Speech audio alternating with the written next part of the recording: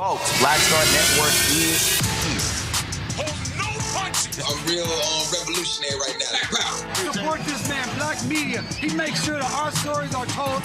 Thank you for being the voice of Black America, Roland. Stay black. I love y'all. All momentum we have now, we have to keep this going. The video looks phenomenal. See, there's a difference between Black Star Network and Black-owned media and something like CNN. You can't be Black-owned media and be scared. It's time to be smart. Bring your eyeballs home. You dig?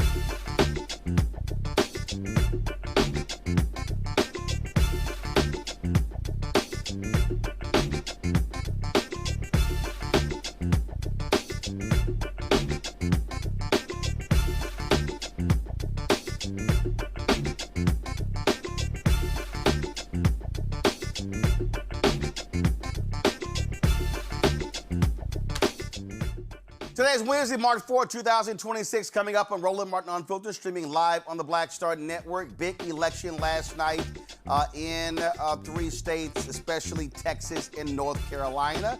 Congresswoman Jasmine Crockett loses to State Representative James Talarico in Texas. We'll give you the breakdown on how that happened. Also, we'll break down what's happening in the congressional race in Houston between longtime Congressman Al Green as well as new Congressman Menifee. And so also we'll look at that. We'll look at some other statewide races. Also a DA race there, a big change there, a big upset there. Plus we'll talk about North Carolina where 3 incumbents, 2 African Americans who often voted against Democratic governor, they lost last night as well. Plus we'll tell you about the CBC member in North Carolina who barely won in that case as well. So lots to break down with Tuesday night's election. A couple of weeks from now, primary in Illinois. You've got 2 African-American women who are running for the United States Senate. One of them, Congresswoman Robin Kelly, will be joining us as well. Operation Epic Fury entered its 4th day. Tensions continue to rise in the war between Israel, the United States, and Iran. We'll talk with retired Army Lieutenant General Russel Honore about what the heck is going on there. So that'll be an issue, obviously.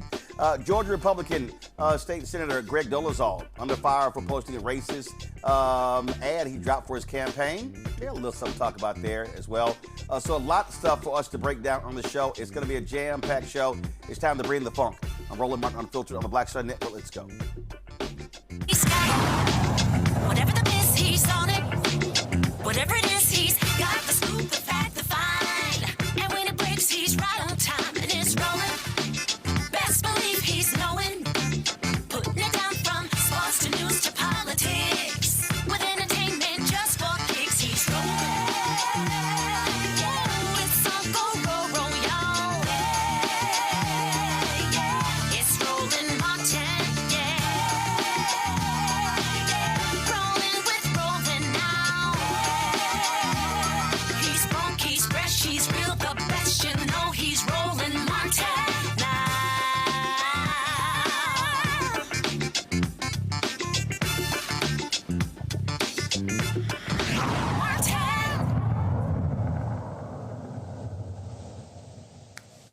Folks, right now there are 2 black women in the United States Senate. Last night in Texas, folks were hoping there would be a 3rd going to November with Congresswoman Jasmine Crockett. She lost to Texas State Representative James Talarico. I'm going to break that whole race down and cover what took place in Texas as well as North Carolina. In 2 weeks, voters in Illinois will go to the polls to vote in the Democratic primary who's going to replace incumbent Senator Dick Durbin, who announced his retirement. One of the folks who wants that job is current Congresswoman Robin Kelly. She joins us right now. Congresswoman, glad to have you on the show. Good to be back. Running statewide is obviously a beast. Illinois is a little bit different from any other state. There have been more black U.S. senators from Illinois than any other state. You had 2 elected. You've had a 3rd with Roland Burrs that was appointed. In terms of setting you apart from the other candidates, why should Illinois voters, Democratic voters, pick you as their nominee? Well, if people check the record, there's no question I'm the most qualified person running. I've worked on every level of government. I have worked the whole state as a party chair, as a chief of staff to the treasurer, who's now the Secretary of State, and I've done the work. I have a proven track record of accomplishments that they don't have. Chicago obviously gets all the attention in Illinois, but there are other states, other cities in the state as well. And so what is your priority to deal with, obviously, the 2 things that are dominant everywhere? That is affordability, that's gas prices, that's houses, and also economic development. Well, my district is urban, suburban, and rural. I started in the city of Chicago, go south. I have actually 4,500 farms in my district, so I've been dealing with the microcosm of Illinois all the time I've been in Congress, and I'm running on a platform of people over profits where finally millionaires, billionaires, and corporations pay their fair share. And once they do that, we roll back, his big ugly bill with the $1 trillion of tax cuts. We can have affordable housing. We can have raise the minimum wage. We can have health care for everyone in the richest country in the history of the world, and we still don't have health care for everybody. Talk about those 4,500 farms. Donald Trump's economic policies, his tariffs have been destroying farms left and right. What are they telling you? That's what they're telling me. And they started by saying, we know a lot of us voted for him, but first it started with USAID. See, you being real nice, because I'd be like, what the? I'm like, hashtag, we tried to tell you. Well, no, I'd say that. No, you know, it started with USAID, the dismantling. We buy the food from the farmers and we're not feeding the rest of the world or medicine. And then the tariffs killed them. We're #1 in soybeans in Illinois. China, our #1 customer. Not anymore. They've invested in Brazil, and we'll probably never get that share back. And then what he just did was SNAP. If less people have vouchers or money to buy food, less people, you know, spend money in the grocery store. They hire less people. They buy less food from the farmers. So what I tell them, we're all in this together. You might have thought he was talking about the other guy. Right. But if you're not, you know, well off or well connected or well protected, he's talking about you too. Well, I'm going to say it. That's what those MAGA idiots didn't understand. So they thought, oh, cutting USAID, you're hurting all the people across across the world. And then they thought, oh, SNAP benefits, we tired of all you broke. They were really thinking about black people. No, I know. All y'all broke people who are on welfare without understanding where are you getting the food from. And as soon as he comes in, Doge cuts, these farmers were like, oh my God. I'm like, yeah. So when y'all were voting, and you thought, well, that's not what I voted for. That is what you voted for. Exactly. Because they said what they were going to do. That's what they thought. It's going to be them, not us. But he cut homeless, veterans. He changed the age of the people eligible. So that's a lot of food that's not going to be purchased. Oh, but also all the changes in the Department of Veteran Affairs. And so there's a lot of vets all of a sudden who are not getting the services they were getting before. And again, it's like we tried to tell you what was going to happen. Y'all didn't believe us. I know, but I could say so much. I mean, so much bull that he spoke and people bought it. And even with the whole immigration thing, oh, he was just going to get rid of, you know, the terrible people. Yeah, we see how that's working. No, absolutely. How do y'all, so listen, there's a lot of folks who are running. And for folks who don't know, so in Illinois, is it 50+1? No. So whoever, majority rules. So whoever wins, that's who wins. Got it. So unlike Texas, where you got to be 50+1. Only, as far as I know, in Illinois, just the Chicago mayor's race, you have to have 50+1. Gotcha. But everything else is... Well, first of all, they changed that also because that was because of Harold Washington. They were mad that the black guy won. But they're real mad when Jane Byrne and Daley were running, so they were kind of like, yeah, we got to go ahead and change those rules. So that's what that was all about. So with that, how do you break through? And also, having the lieutenant governor in the race, African-American woman, there's some concerns there. That, my goodness, the black vote is huge in Illinois, especially in Chicago, Cook County. So what happens if you split? So again, your strategy, trying to break through, 2 weeks left. You know, I'm getting in front of as many people as I possibly can. My surrogates are getting in front of people on every TV program I could be on, every radio, you know, I have radio and, you know, TV ads. And also just, you know, my team is working hard. And like this will be, we're not in session next week, luckily, you know, so I'll be home. But just really getting my message out, doing what I've been doing. You know, I don't have the money they have. I'm definitely running against money on one side and money and power, you know, on the other side. But I know I have done the work and just getting that out and just the support that I've had from, you know, all over, not only the district, but all over the state because of things I've done. I'm not new to the... to people. You talked about having a district that is rural, urban, and suburban. And when we talk about rural parts of the state, and it always happens, people think, well, you know what, if I just crush it in Chicago and Cook County, but it's sort of like the same thing. I'm going to break it down a little bit later, how Talarico, he won all of those rural counties, and all of those votes added up. And so... how are you communicating there? Because listen, Illinois not as big as Texas, but still, that's a lot of ground you got to cover. And part of the issue you also have to deal with is, you have the Chicago market, but when you talk about other parts of the state, you're really talking about the Missouri TV market that bleeds into the state. I have been up and down this state, and again, the way my district is, I do it as part of my daily job, and also a lot of people don't know my entrance in Illinois was Central Illinois. I lived there on and off, mostly on for 20 years. My kids were born down there, still associate with my university, so that's all helped. But I've been all over, East St. Louis, Southern Illinois, you know, up and down up and down the state, and every vote counts. You know, when you don't have the money, every single vote counts. I'm leaving no stone unturned. Well, I always say that, I mean, look, you give a lot of money, but actually votes always beats money. I mean, so there's a lot of people who raised a lot of, there's a lot of folks who raised money over the years who lost because it's not about that. I got three panelists here. I want them to ask a question of you. Rebecca Carruthers, she's president and CEO of the Fair Election Center out of Washington, D.C. Dr. Zachary Kirk, he is an educator and content creator out of Atlanta. Winkuni Siant, co-founder of Politicking Washington, D.C. Rebecca Carruthers, you get the first question. The show tonight, Congresswoman. You mentioned that with not having money, that every vote counts. And I would definitely say as a voting rights leader that all votes count regardless of money. We're hearing a lot of worry across the country as folks go into this midterm election cycle, especially very worried about the SAVE Act, about the MAGA voting bill. What should voters do to prepare for the fall, regardless if the House and Senate passes new voter suppression bills?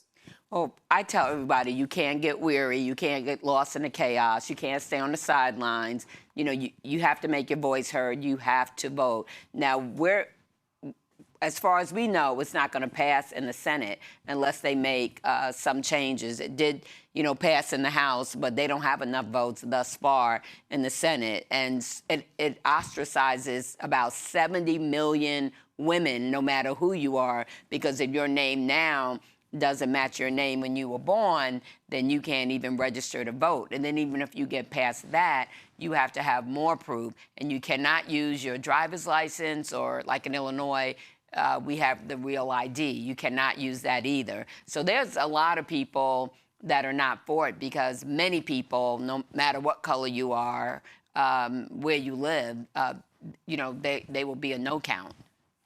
But not only that, but one second, Rebecca, but not only that, in that bill is not just about ID as well. It also deals with turning over your voter data. Right. Yeah. To the federal government. Right. Well, they're trying to do that in many ways. That bill, even I just wrote a letter to all the tech companies, because they're trying to work through that, and we're letting them know, oh, you're just going to give out my information, I'm your customer, without letting me know. So we're waiting to see what their response is. Well, the reason I brought that up is because, again, they want to use the ID, say, oh, 80% of Americans support voter ID. That's fine. That's very broad in general, but people don't understand the details under that, and also the other parts of the bill that a person say, I'm not supporting that. Right. So, Rebecca, you had a second part? Yes, it requires a documentary proof of citizenship clause, which is either your birth certificate. We know over 20 million Americans don't have readily access to their birth certificate, or it requires using a passport, and over 150 Americans don't have a passport. But I wanted to follow up with my question procedurally. Could the Senate try to attach it to a funding bill, like in a CR, or try to insert it during a reconciliation process? I don't put anything by any of them on the other side of the aisle. They could do that. I still don't know if they would have the votes, because we just know how important it is for that bill not to pass. So they might try different gimmicks. But, we'll see. We'll see. But right now, they don't have the votes. Zachary. Representative Kelly, it's so great to see you again. Good to see you. I want to take a moment. Like, I'm a fan of your work. I love what you've done. People over profits, the impeachment efforts against Kristi Noem with Operation Midway Blitz. When you become a member of the Senate, representing the state of Illinois, what will you take to the Senate to make both of those two things a priority in our Senate? Well, definitely going to keep talking about it. And people over profits, that's just something we have to do. And, we know we have to change what millionaires, billionaires, and corporations are getting away with. There's corporations that are paying no taxes, and then there's the loopholes. So we'll definitely pay attention every day to affordability and accountability. And with Kristi Noem, we're looking right now, either fire her, she quits, or we're going to start the investigation. We're still going back and forth about the DHS bill and what they'll agree to. And part of what we're asking is that she, loses her job one way or another. And we're prepared to move if it's not she quits or he fires her. Coney? Congresswoman Kelly, you've been a national voice on gun violence prevention. What federal policies do you believe are most achievable for the next Congress? Well, we still don't even have background checks. And Rep. Clyburn still is pushing for closing the Charleston loopholes, as we call it. You have to have a background check in a brick and mortar store, but after 3 days, if it doesn't come back definitively, no, they can sell you the gun, and we see what happened. They sold the guy the gun. When it was too late, they said don't sell him the gun, but 9 people were dead. So doing that. Also, safe storage. 8 kids a day died because a parent or a guardian or someone in a household has not locked up their gun, and 8 kids a day die from that. And that is something very, very preventable. And then funding, he took a lot of funding back. He clawed it back for gun violence prevention programs and programs that are proven effective. If you're closest to the problem, you're closest to the solution. So the people on the streets doing something about gun violence. Thank you. Last question for you. There's somebody who's watching, somebody who's listening. They say, you know what? This voting stuff don't matter. It means nothing to me. It has no bearing on my life. What do you say to them? Are you kidding? I mean, do you see what's happening now? People have lost their jobs. They're paying out of the wazoo just to go food shopping, the health care. If this big, ugly bill goes into full effect after November 2026, millions upon millions upon millions of people will lose their health care. Hospitals will close. Nursing homes will close. Federally qualified health care centers will close. And it doesn't matter if you're on Medicaid or not. If your hospital closes, your hospital closes. 9 are scheduled, will close, predicted to close in Illinois, 33 in the state of Louisiana, where Steve Scalise and Speaker Johnson live. So your life, as you know it now, will not get better. It will get worse, and people will die. This actually was another topic, which would be the last question. Just your thoughts on what the heck is happening, the United States' involvement with Israel in attacking Iran, this war that we're in the middle of. Oh, that the president of peace said we wouldn't be involved in any wars. Horrific. We didn't know anything about it. And we'll be voting this week on the War Powers Act. And why did we get in? Did we tell Israel, or did Israel tell us? They seem like they can't, make up their mind about it. So, my heart goes out to the 6 service people that have died. Their families are worried. Our colleagues that have bases in their district are saying that people are calling them and saying, what the hell? What is going on? Because no one seems to know. And so it's terrible. Once again, he has us, he's trying to take over the world, Iran, Greenland, Venezuela, and Mexico, also throwing Cuba. out that might take over Cuba. Yeah, Cuba. Yeah, he said that. I know. And then, of course, the strikes in Ecuador. Right. It never ends with the king. It never ends. Or the dictator. All right, then.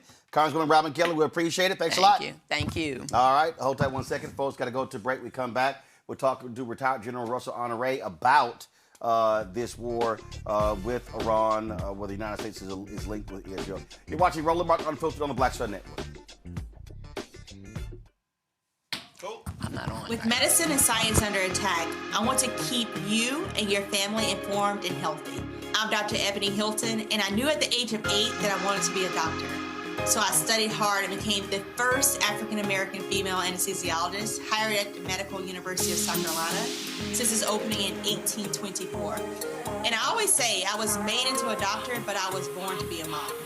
And as a new mom, wife, sister, daughter, and friend, I understand how frightening a medical crisis can be.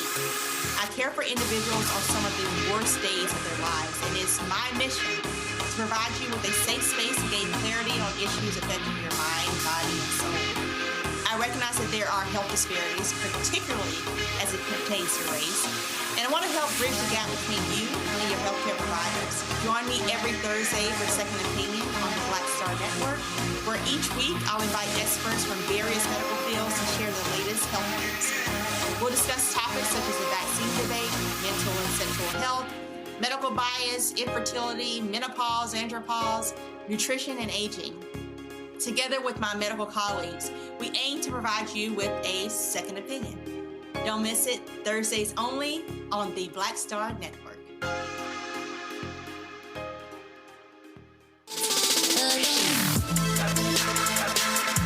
Hey y'all, welcome to The Other Side of Change, only on the Black Star Network and hosted by myself, Bree Baker, and my good sis, Jameer Burley. We are just two millennial women tackling everything at the intersection of politics, gender, and pop culture. And we don't just settle for commentary. This is about solution-driven dialogue to get us to the world as it could be and not just as it is. Watch us on the Black Star Network, so tune in to The Other Side of Change.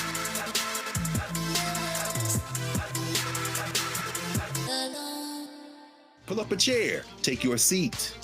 The Black Tape with me, Dr. Greg Carr, here on the Black Star Network. Every week, we'll take a deeper dive into the world we're living in. Join the conversation only on the Black Star Network. My name is Bill Duke, and you're watching Roland Martin Unfiltered.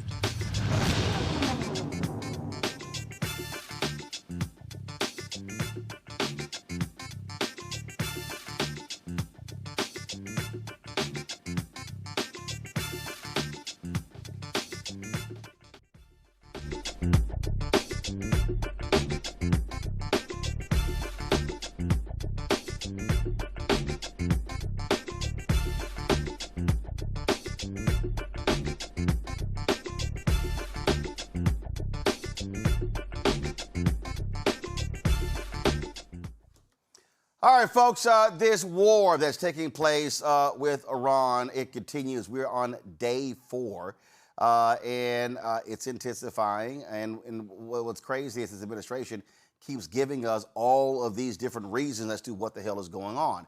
As Congresswoman Robin Kelly said, a resolution that calls for congressional approval of military action against Iran, it, of course, was dealt with in the United States Senate. The Democratic-led Iran War Powers Resolution was introduced by Senators Tim Kaine and Adam Schiff. It would direct the removal of United States armed forces from hostilities within or against Iran that Congress has not authorized. Earlier today, Defense Secretary Pete Hegseth confirmed that a U.S. Navy submarine sank an Iranian warship in international waters. In fact, last night, we sunk their prize ship, the Soleimani. Looks like POTUS got him twice. Their Navy, not a factor. Pick your adjective, it is no more. In fact, yesterday, in the Indian Ocean, and we'll play it on the screen there, an American submarine sunk an Iranian warship that thought it was safe in international waters. Instead, it was sunk by a torpedo. Quiet death. The first sinking of an enemy ship by a torpedo since World War II. Like in that war, back when we were still the War Department, we are fighting to win. This idiot really thinks this is a game. Folks, this took place at Capitol Hill today, where former Marine Sergeant Brian McGinnis stood up during a hearing to say what millions of Americans are thinking before he was dragged out and his arm was broken. No one wants to fight for Israel!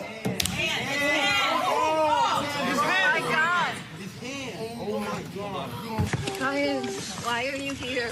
Why are you getting arrested? Free Palestine, from the halls of Mount Azupla to the shores of Tripoli. Palestine will be free. Oh my God, they broke his arm. Oh man. We just witnessed a Marine veteran interrupting the hearing, and they broke his arm. Why did he interrupt the hearing? Because there is a war in Iran, and our military brothers and sisters are going to die for Israel, and we are here to say no. We do not support Israel. We do not want to die for Israel. Stop the war in Iran right now. And what did they do to him? They pulled him out, got his arm trapped in a door, broke his arm, tackled him to the ground. It was a very, very intense situation. Please stand up as a Marine Stand up. Let's go for America. America does not want to fight this war in Iran, and the soldiers don't, Okay. right, Brian? No, they don't. American citizens don't want to send their sons and daughters to fight in Iran. We're fighting for Israel. We're not fighting for the U.S.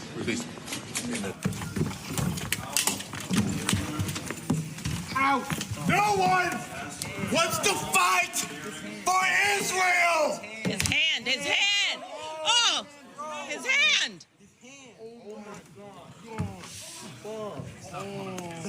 Sir. Let go of your hand. Let go of the door. Let go of the door. Can you The senator broke his hand. A sitting U.S. senator just broke the hand of a Marine. Sir.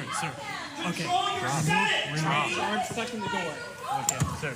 A U.S. senator just broke the hand of a Marine. Hand stuck. A U.S. senator just broke the hand of a Marine. You're a coward. Punk. Yeah, go fuck yourself. What'd you say? Senator? Go fuck yourself. You were a shit seal. That's why you got kicked out, fat ass. Everybody sit down, please. Sit down, please. Everybody sit down, please. Everybody sit down, please. I'm getting out of here. That's fine. Everybody sit down, please. Is your hand okay? Okay. No, it's not. This is disgusting. Disgusting. Folks, that war powers resolution in the United States Senate did not pass. Joining us right now, retired Lieutenant General Russel Honore, joining us from his home in Louisiana. General, first and foremost, just your assessment thus far of what has taken place over the last 4 days. Well, what started out as the U.S.-Israeli attack on Iran, and the reason for it has bounced back from regime change to nuclear capabilities to freedom for the Iranian people to destroy the Iranian army for past attacks throughout recent history, throughout the Iran-Iraq war, the Iraq-Iran war, the Iranians pushed the IEDs in that killed a lot of Americans, and there was Marine bombings. I mean, it goes on, this long legacy of our hostile relationship with Iran. And then in recent months, Prime Minister Netanyahu has been pushing for this for the last decade, going back to the Obama administration. Actually, last 30 years. CNN had a video of him going back to 1996. Yeah, thanks for the date correction. So this has been an ongoing attempt and consideration of many of presidents. But if it had been easy, it had been done already. That's a country of 90 million people that is hard to get to. And the way we've done it is through air power and naval forces, which have the capability to maneuver in there. But at the beginning of this war, our regional partners stood back, from the Saudis to the Emirates to Dubai, Turkey. All of our allies in the region said, we're not going to participate in this one. But once the war started, and the devastating attacks from the Israeli and United States Central Command, unlike the 12-day war response, the Iranian, to use a word from the great Muhammad Ali, pull a rope-a-dope. As opposed to showing all their missiles toward Israel, they made this a regional war, as you described earlier, bringing in other nations by attacking U.S. forces and capabilities inside regional partners, from Saudi Arabia oil production to the LNG production in the Emirates. They have made this now regional to include a potential attack on Turkey, which they successfully turned back with air power and missiles to destroy that missile from Iran going toward Turkey, to make this then a NATO operation. So that rope-a-dope, meaning back up, move around, and attack in a different direction, unexpected direction, I think it somewhat surprised our War Department. And we want to see our soldiers, sailors, airmen, and Marine get the job done as assigned by the president. But I think the plan that they went into has taken a setback as a result of the Iranians attacking neighboring countries, making this a regional thing. So they plan, again, and quoting another boxer, your plan work until you get hit in the face. And they're having to adjust now. Now, they have degraded the heck out of the Iranian forces and taken out the cleric leadership. But this isn't over yet. And my recommendation to the administration has been, it's time to declare victory and get intermediaries to start talking now about a ceasefire, because further destruction of Iran is not going to help the people of Iran. Well, absolutely. And the thing here, right, all the different reasons, all the back and forth, it's crazy. They can't settle on one, which tells you they don't even have a real reason to do so. And the other thing is this here, and this is very difficult, folks have to understand. And that is when you're talking about, when you begin to use the United States military, the U.S. military serves, frankly, a single force, a single reason. When you unleash it, it's about killing. It is a killing machine. It is not about peaches and cream and dropping rose petals. That ain't what it is. And the problem here is, and this is why I tell people, this is not excusing or anything. We understand Iran when it comes to the issue of terrorism. We absolutely understand that. But we also have to recognize is that there are a number of countries that deal with terrorism. And you have to make judgments, because if you say, well, I'm going to take you out for this reason, well, when you pull that thread begins to unravel, and the implications now hit 3, 4, 5, 8, 10 countries. And so we now see the Strait of Hormuz. We now see with them hitting the Dubai airport and all the traffic that comes through there and the grounding of flights, everything coming to a standstill, hitting luxury hotels. And I saw Trump complaining by saying, well, we're hitting military targets and they're hitting luxury hotels. Well, they're hitting those hotels for a reason, because what they're doing is they're trying to wipe out the tourism industry for many of those countries that are going to lead to massive, massive losses. And so when you attack a country and then to say, well, so what is it? Regime change? Well, who's there? Well, it might be like Venezuela. Well, okay, but Iran ain't Venezuela. Iran is also a bigger country than Iraq was. And so when you make frankly, a one-dimensional decision and you don't consider all the facets, then we're getting ourselves into a bigger mess than just striking the Ayatollah. Absolutely. That's why I thought the Senate could have done a better, spent time today. They needed to get people on the record for voting for or against the war resolution, but they should spend more time on starting the language of seeking a ceasefire. Just more death and destruction. We've proven before, just look at Gaza. We bombed Gaza till in the rubble. I'm about to do the same thing in Lebanon with the Israelis going after the Hezbollah. It's time to stop the bombing and the killing, because it's not ensuring peace. We're creating 2 more generations of people that's going to be mindful of the fact that we destroyed their country and destroyed thousands of people are dead.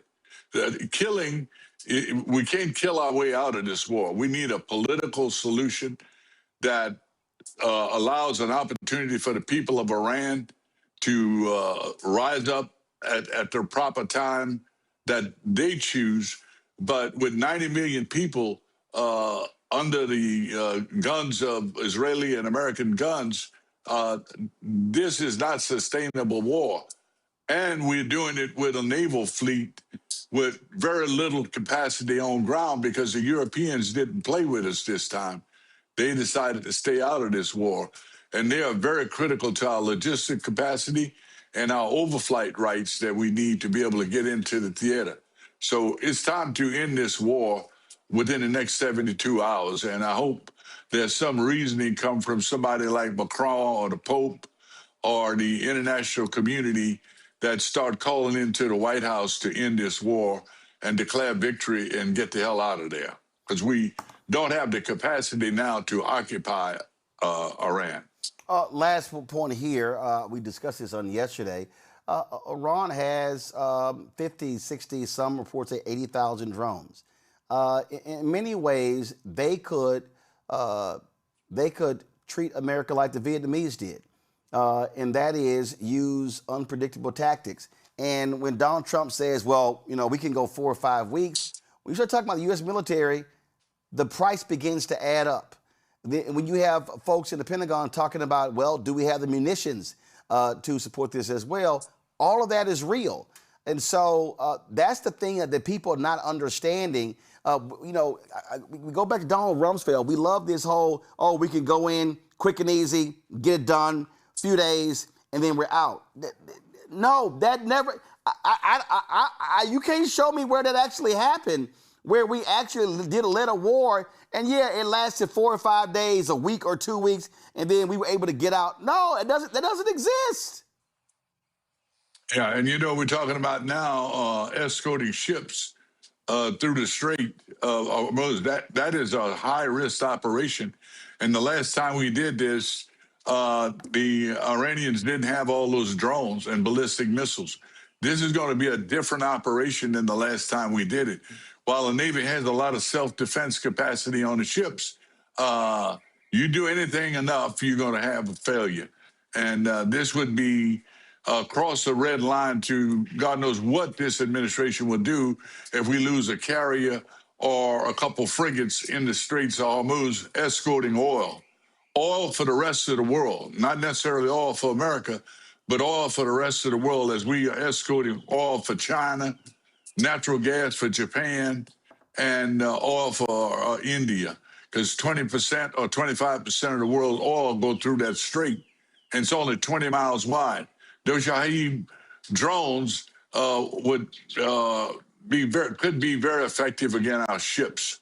So that's a high-risk operation, and I hope the chairman and Joint Chiefs is, again, as opposed to making jokes about lasers and the cruel language used by the secretary, get calmed down, and the Pentagon professional staff can talk to them about the risk of trying to escort ships through the strait with the current technology that Iran has.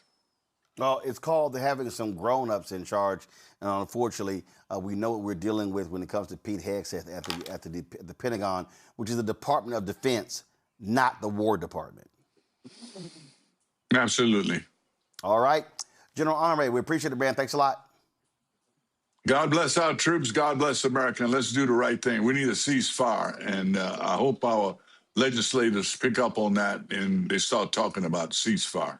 Indeed, indeed. Thanks a lot. I appreciate it. Folks, going to go to a break. We come back. Boy, Tennessee, they want a Charlie Kirk Day? Really? Black lawmakers like, yeah, we're going to let y'all know how we feel about that. We're going to play that for you next. Also, top of the hour, I'm going to break down yesterday's election results in Texas and North Carolina. Tell you what went on, so we look forward to that. You're watching Roland Martin Unfiltered on the Black Star Network. Support the work that we do. John, Bring the Funk Fan Club. Goals to get 20,000 people contributing on average $50 each a year. That's $4.19 a month, 13 cents a day. Support this show and the 5 other shows of the network. You want to give via Cash App, use the Stripe QR code. You see it right here.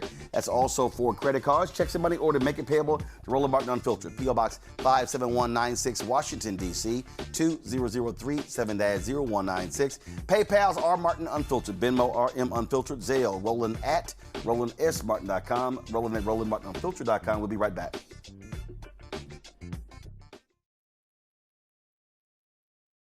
A decade of love, joy, and power. Black Voters Matter is 10 years old, and we are just getting started. This is love with a purpose. This is Black joy in motion. This is unstoppable power. Across campuses, neighborhoods, and back roads. Let's go! We show up not just to vote, but to be seen, to be heard, to belong. We ride together, we organize together. We remind each other that our voices matter, because they always have. Black Voters Matter is about more than ballots. It's about housing and healthcare, clean water and living wages, education, reproductive freedom, and dignity. It's about turning pain into action, turning belief into movement, turning community into power. We don't wait to be invited. We bring the energy. We bring the love. We bring the people. Because when Black communities come together, we don't just survive, we thrive. This is how change happens. This is how history moves.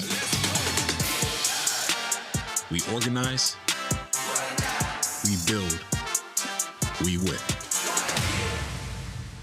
I'm Ryan Wilson, CEO and co-founder of The Gathering Spot, and you're watching Roland Martin Unfiltered on the Black Star Network.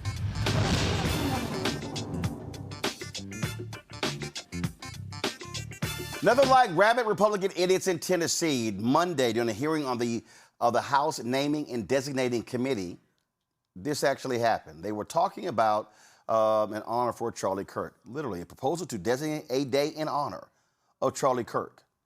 You know, the racist leader of Turning Point USA who was shot and killed in Utah. Well, Republican Gino Bulso, who was supporting the bill, engaged in a heated debate with Democrats Vincent Dixie and Justin Jones. They argue that passing this bill would be an absolute embarrassment to Tennessee. Watch this. This is a bill that would designate September 10 on our state calendar as Charlie Kirk Day. As all of you know, Charlie Kirk was tragically assassinated on September 10 of last year, 2025, doing what he became so famous for doing, which was engaging young people on college campuses in civil discourse about issues of politics and current affairs. He's someone who I think is a luminary, not just for young folks, but for all of us in public life. And with that, Mr. Chairman, I stand ready for questions. Members, are there any further questions for the sponsor? Mr. Dixie. Thank you. I feel that this is an opportunity for us to get this right and maybe have a conversation. This person was not a luminary. He was very divisive.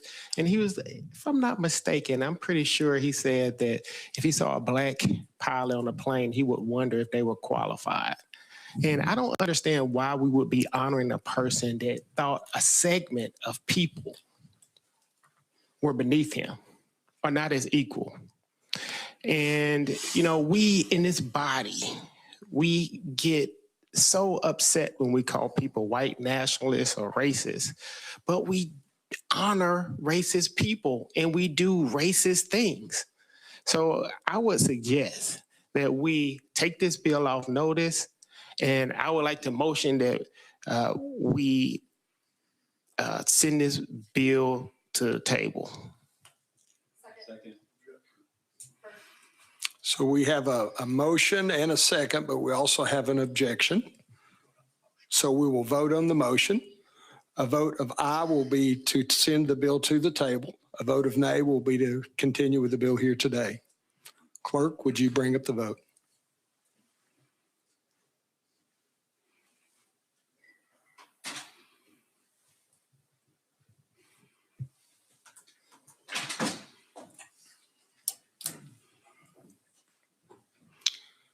Clerk, would you read the vote?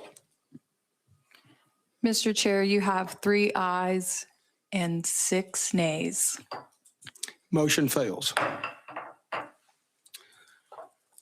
Representative Dixie, do you have something else? All right, thank you, Mr. Chair, and I appreciate your leniency on this as well. Yes. This is something that I can't understand why we're even contemplating this. This guy did nothing special.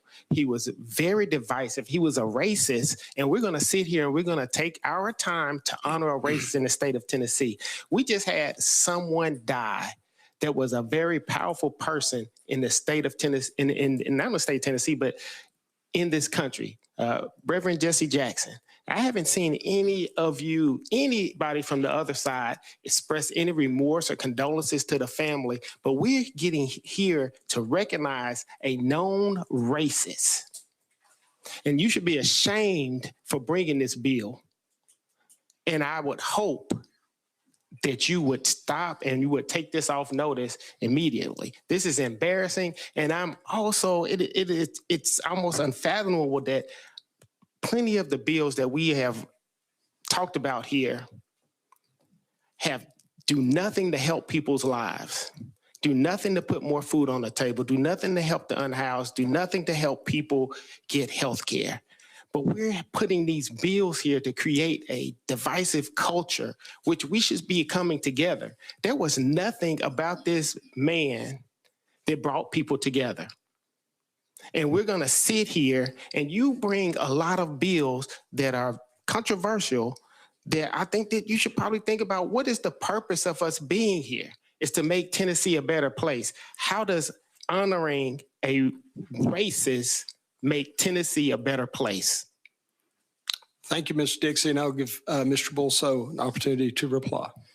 Thank you, Chairman Fritz, and thank you, Representative Dixie, for your comments. I mean, I'll simply point out that I think Charlie Kirk is someone who is the opposite of what I would consider to be a divisive figure, because he was someone who encouraged robust civil debate among those who had contrary opinions. And I certainly would disagree with the characterization of Charlie Kirk as a racist, because one thing that you always saw with Charlie Kirk, especially when he was engaged with young people in debates, is to avoid personalities, to avoid personal attacks, to avoid ad hominem attacks, not to debate personalities, but rather to debate ideas. And he was obviously someone who, I think politically speaking, was on the conservative side of the ledger, and he was very powerful in articulating and defending and supporting conservative values and ideas. But that, to me, is the kind of example we'd want to hold up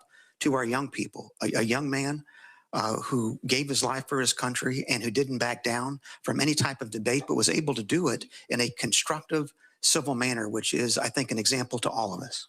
Thank you, Chairman Bolso. Representative Jones, you're next.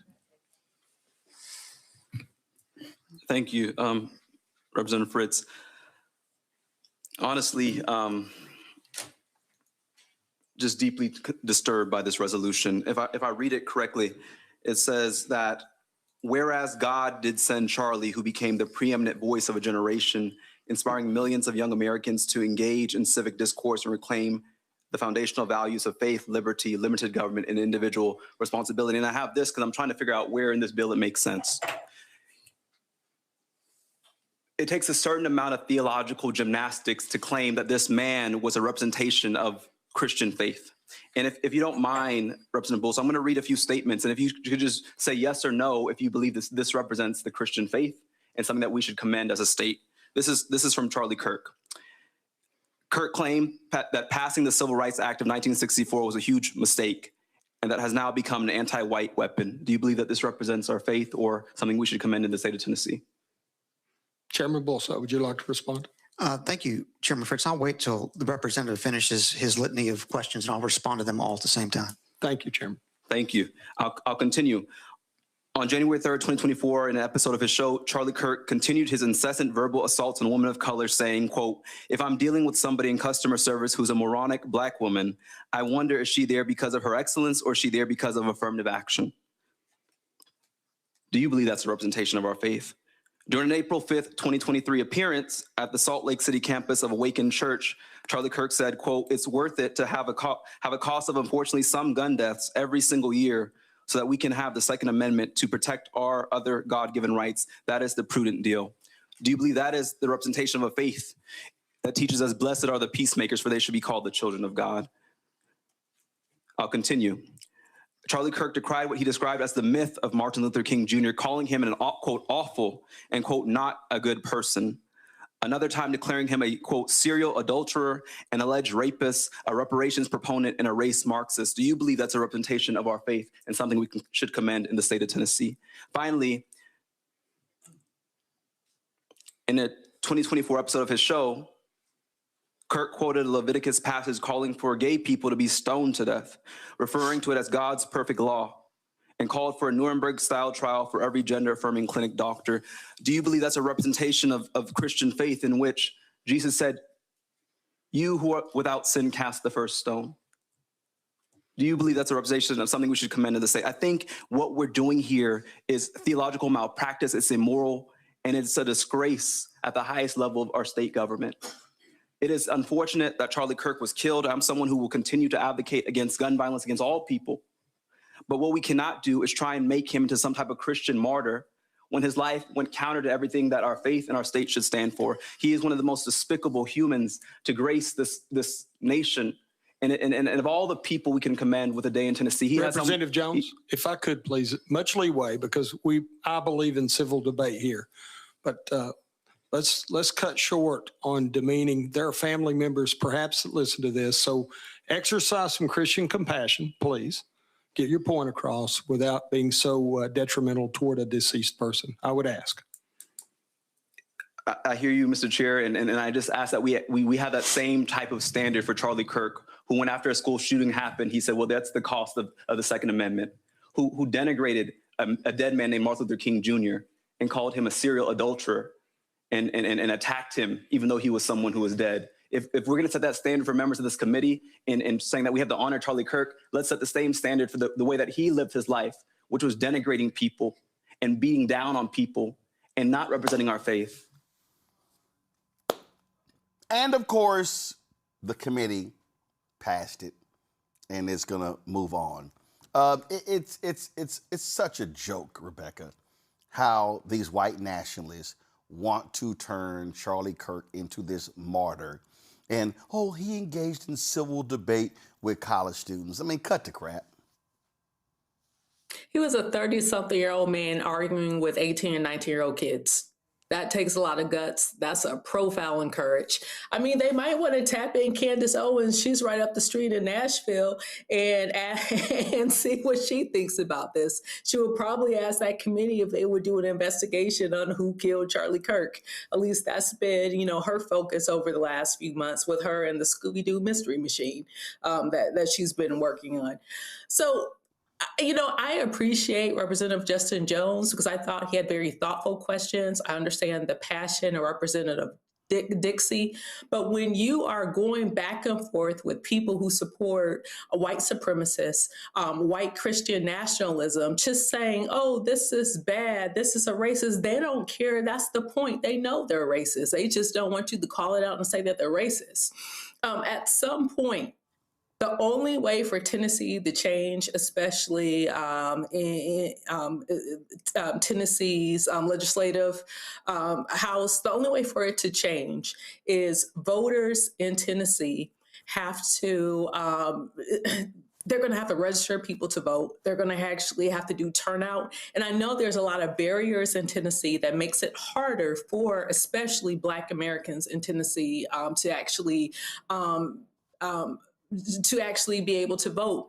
But it's ridiculous, the dribble and garbage that we've been seeing in that legislature. They just do a bunch of nonsensical stuff. And then to even fake Christian sympathy or Christian grace and say, don't speak ill of the dead. Are you serious? And then my final thing is, what connection does Charlie have to the state of Tennessee? He wasn't born there. He didn't live there. So why is it Tennessee's business on whether or not there's a Charlie Kirk Day there? Yeah. Absolutely. Zachary?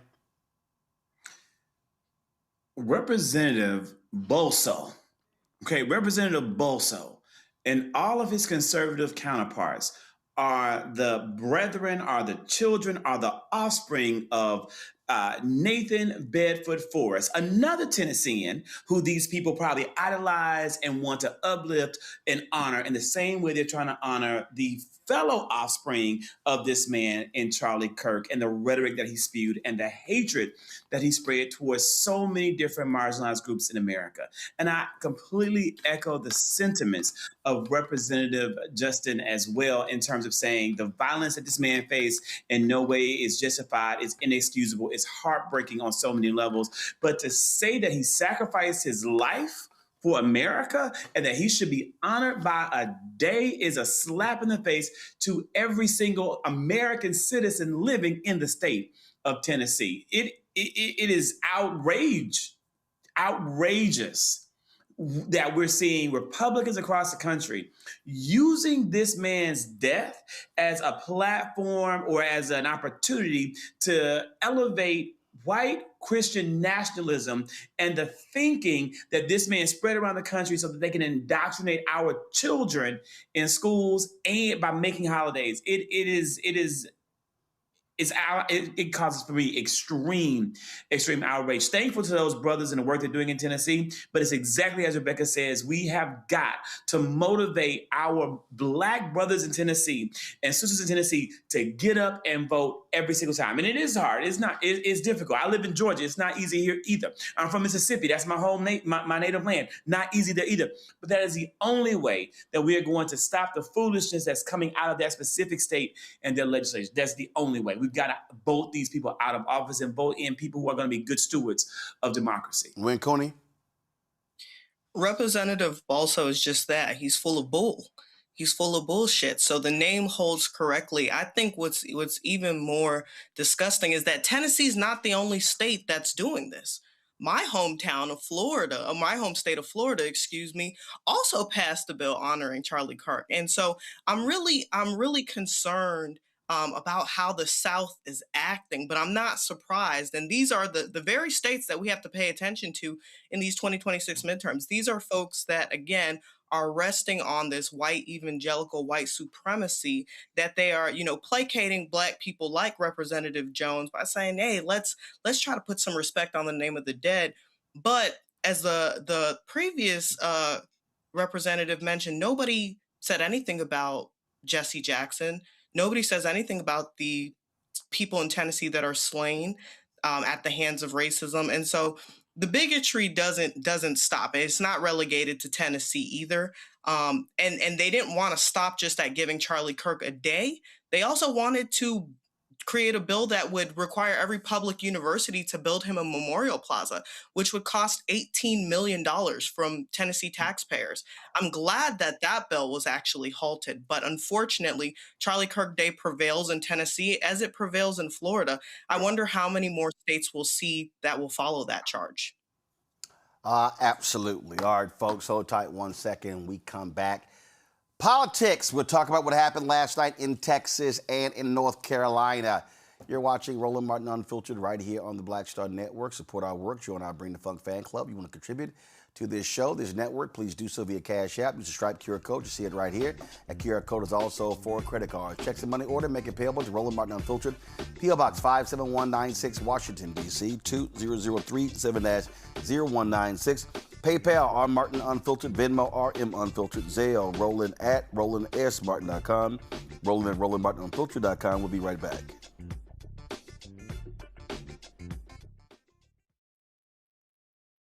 With medicine and science under attack, I want to keep you and your family informed and healthy. I'm Dr. Ebony Hilton, and I knew at the age of 8 that I wanted to be a doctor. So I studied hard and became the first African-American female anesthesiologist hired at the Medical University of South Carolina since its opening in 1824. And I always say I was made into a doctor, but I was born to be a mom. And as a new mom, wife, sister, daughter, and friend, I understand how frightening a medical crisis can be. I care for individuals on some of the worst days of their lives, and it's my mission to provide you with a safe space to gain clarity on issues affecting your mind, body, and soul.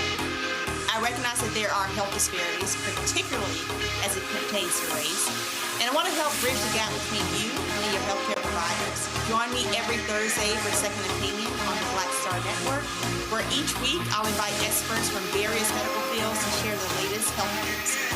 We'll discuss topics such as the vaccine debate, mental and sexual health, medical bias, infertility, menopause, andropause, nutrition, and aging. Together with my medical colleagues, we aim to provide you with a second opinion. Don't miss it, Thursdays only on the Black Star Network. A decade of love, joy, and power. Black Voters Matter is 10 years old, and we are just getting started. This is love with a purpose. This is Black joy in motion. This is unstoppable power. Across campuses, neighborhoods, and back roads. Let's go! We show up not just to vote, but to be seen, to be heard, to belong. We ride together, we organize together. We remind each other that our voices matter, because they always have. Black Voters Matter is about more than ballots. It's about housing and healthcare, clean water and living wages, education, reproductive freedom, and dignity. It's about turning pain into action, turning belief into movement, turning community into power. We don't wait to be invited. We bring the energy. We bring the love. We bring the people.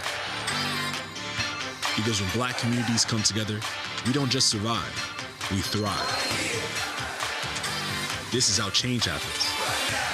This is how history moves. We organize, we build, we win.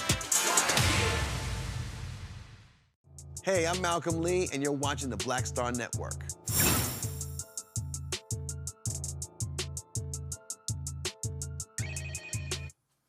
All right, a lot of folks today are upset because of what happened last night in Texas. A lot of Black folks. Congresswoman Jasmine Crockett was running for the Texas Democratic nomination for United States Senate against Texas State Senator James Talarico.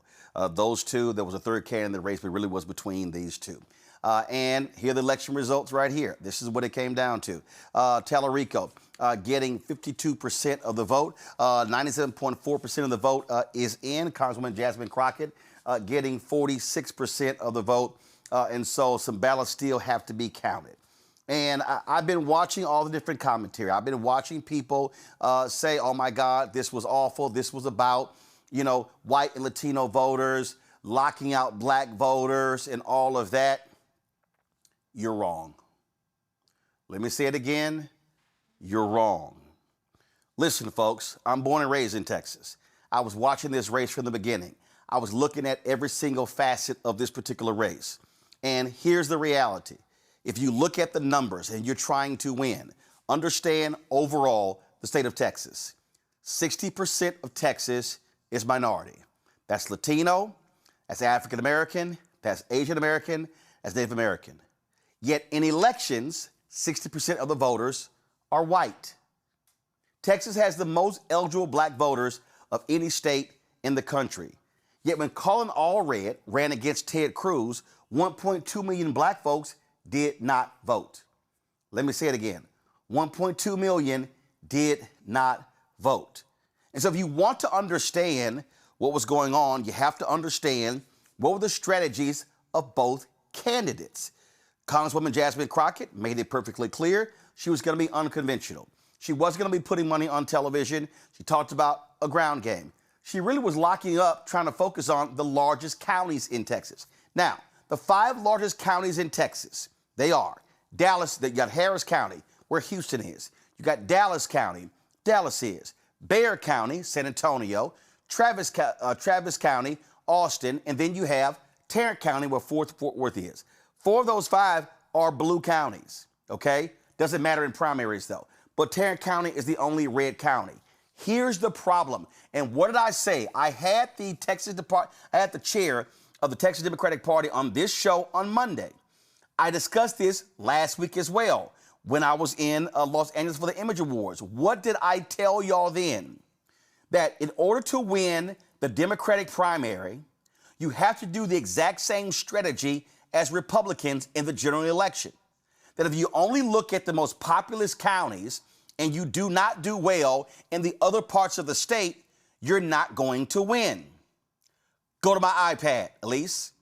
This right here is from the Texas Tribune. This is their breakdown of the map. Look at the map, y'all. You see blue? The blue here, that's all Congresswoman Jasmine Crockett. The yellow you see right here are the counties that they have still yet to collect the votes from. The green, that's Talarico. What did I say? Now, what I also said was the issue was the margins. When Republicans beat Democrats, They win all of these states that are in Central, South, West, and the Panhandle because they rack up margins. All those votes add up. And so, if you look at, so let's take what happens, okay? Most of the votes in Texas, right here in the blue, where African Americans are. This right here, I'm going to show you, this is a map of the New York Times. Give me a second. I'm going to pull this up. This is from the New York Times. The New York Times map right here. It shows counties with more Hispanic voters. That's in the teal. The count, then of course where you see the sort of the purple east. So that's the areas with black voters. Then Crockett, y'all, the numbers are the numbers. So you see this portion right here. These are where all the black voters are in the state. You ain't got black folks who are west. So you also got to win down low. So what did Talarico did? He won these areas here, Latino votes. Down here in South Texas, right down here in South Texas, he won those places. The key is, what were the margins in those places, all right? Now, again, it comes down to math. It's not a question of, well, it's math, but also what kind of campaign that you run. So let me go back to this map right here. Okay, so let me pull this up. So I'm looking right here, Dallas County. You see this right here? Dallas County, the home county of Congresswoman Jasmine Crockett. She got 163,379 votes. That's 58.9%.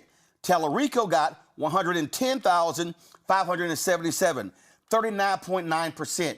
Y'all, she has no shot at winning if she does not hit 70% in her home county. Now, some of you are saying, well, they had the voter suppression and the Republicans because you couldn't vote countywide in your precinct. You're right. But guess what? It's the job of the Democratic Party and the candidates to tell folks how they must vote. I spoke at the MOK, City of Dallas MOK program on January 17th. At Friendship West Baptist Church, they had an MOK teach-in, and they were talking about the election. Do you know what they said? They said then, early voting, you got to vote countywide, but on election day, you got to vote in your precinct. So if I was the Crockett campaign, I should have been going hard telling people you got to vote early as opposed to waiting on election day. That was a huge mistake. And I got to be honest, y'all, on election day, it's a perfect example. There was a brother, he's an alpha, named Andre Turner. He was running for a Justice of the Peace position. Yesterday, I got 5 text messages. I'm still registered there in Dallas County. I got 5 text messages from his campaign about election day. I got 0 yesterday from the Crockett campaign. I want y'all to think about that. I got 0. And so the reality is, if I had to examine both campaigns, one of them had a campaign. Talarico had 30,000 volunteers. 30,000 volunteers. How many volunteers were the Crockett campaign? Let's talk about Harris County, okay, where Houston is. All right, let's look at the numbers right there. Huge, huge numbers of black voters in Harris County. Look at the numbers. Jasmine Crockett did 52.2%, Talarico 46.7%. Yo, if that margin has to be at least 60% for her to make up losing in the other areas. Now, if I all of a sudden decide to go down south, look at these numbers right here, okay? This county right here, Talarico, 54.41. This county right here, 59.33. This county right here, 52. Let's go all the way out west. Right here, look at this, Talarico, 68.30. Let's go right here, Talarico, 56.41. Let's go right here, Talarico, 62.33. I can go here, okay, closer one, 51.44. The point I'm making is when you lose all of these counties in the rest of the state, you're not going to win the election because all of those votes matter. She's down 154,000 votes in the state. She's down 154,000. You cannot lose with that particular margin. So now what folks should be asking is, what were the difference between the two campaigns? What was the infrastructure? What were they doing? What was the GOTV efforts? Did you see signs and posters? What did you see? What was the investment? What was going on? Chuck Rocha, Democratic consultant who was with the Talarico campaign, dropped this video. Listen to what he said, what their strategy was. Good morning, everybody. What a crazy election night. You know, I've been in war rooms for 30 years on election night, watching results come in, and then last night was another crazy one. Before I head to the airport to get back to D.C., I need to tell you how this happened. It starts with the candidate. James Talarico is a special candidate, and I take nothing away from Jasmine Crockett, who ran an incredible race. You know, hat tip to her and her team. Hat tip to her and her team this morning. I love to see the unity and her coming together. We're going to win in November. We're going to beat the Republicans. But James Talarico ran the right kind of race at the right time.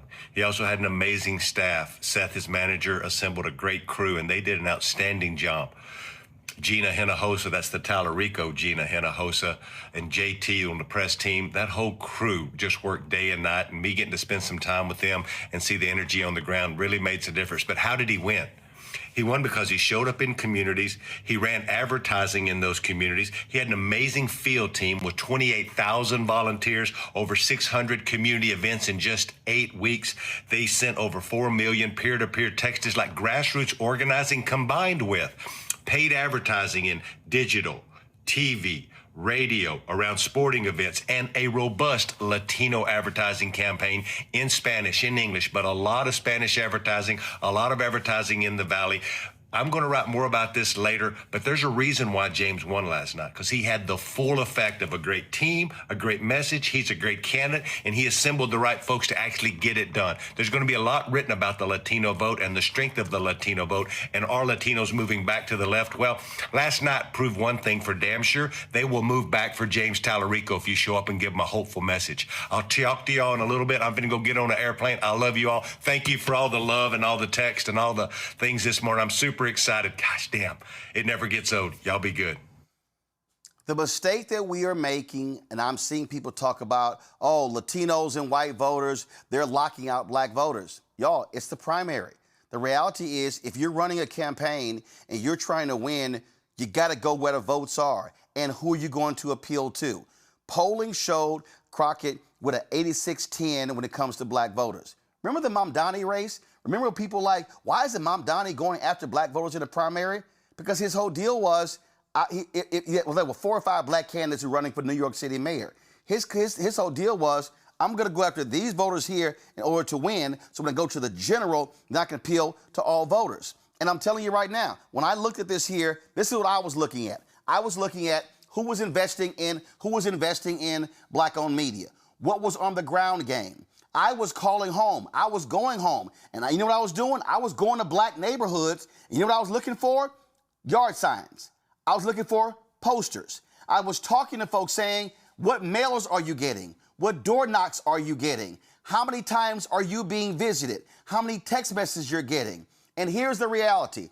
Talarico, they were doing that. And I know it's hard folks to deal with. And listen, I live in Congresswoman Crockett's district. I voted for Congresswoman Crockett.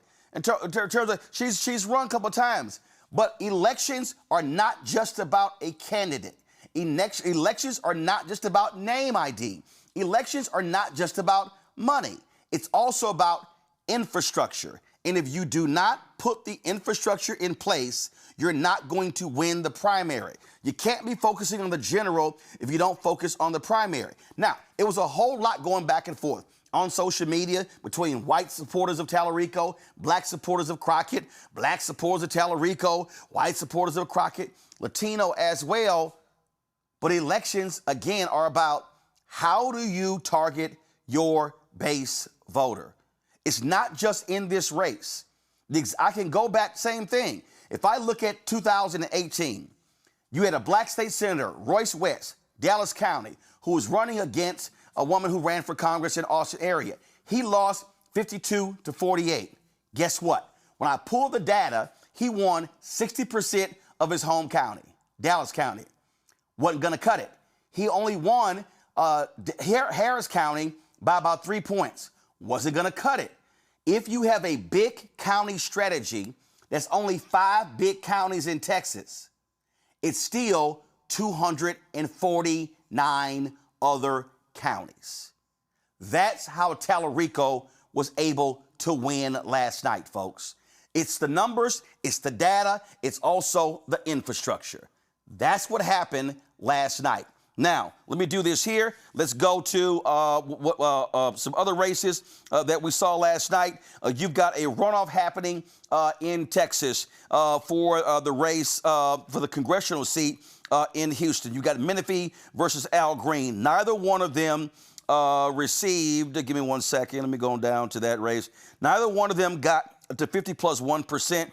And so now they're going to go to a runoff. Now, what's interesting, I had some people hit me, and they were like, well, man, I don't understand. Here you got Congressman Al Green, very well known. First of all, before I go to that, here in District 29, you had incumbent Sylvia Garcia, Latino, who was running against Jarvis Johnson, former black state rep.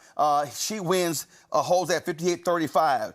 Now, the seat that Congresswoman Crockett, not necessarily her old seat because the map changed, but in that particular race, Pastor Frederick Douglass Haynes III, he wins last night 72.6% against Barbara Mallory Carraway. She's run a whole lot.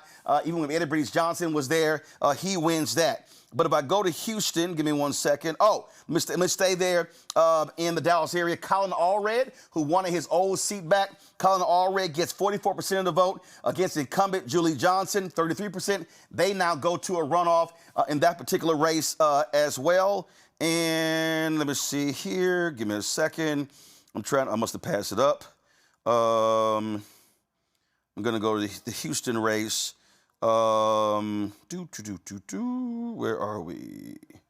Not that one. Again, it's going to be Menifee and Al Green in that particular race. And here's the problem in that particular race there, because people were hitting me up last night. Hey, Christian Menifee, he gets 46% to incumbent Al Green's 44%. Amanda Edwards, who actually, because you got to remember, it was very weird because you had to file by a certain day. The special election for the old 30th was in January, but you had to file for the 18th by December 8th. So Amanda Edwards lost to Christian Menifee in the special election.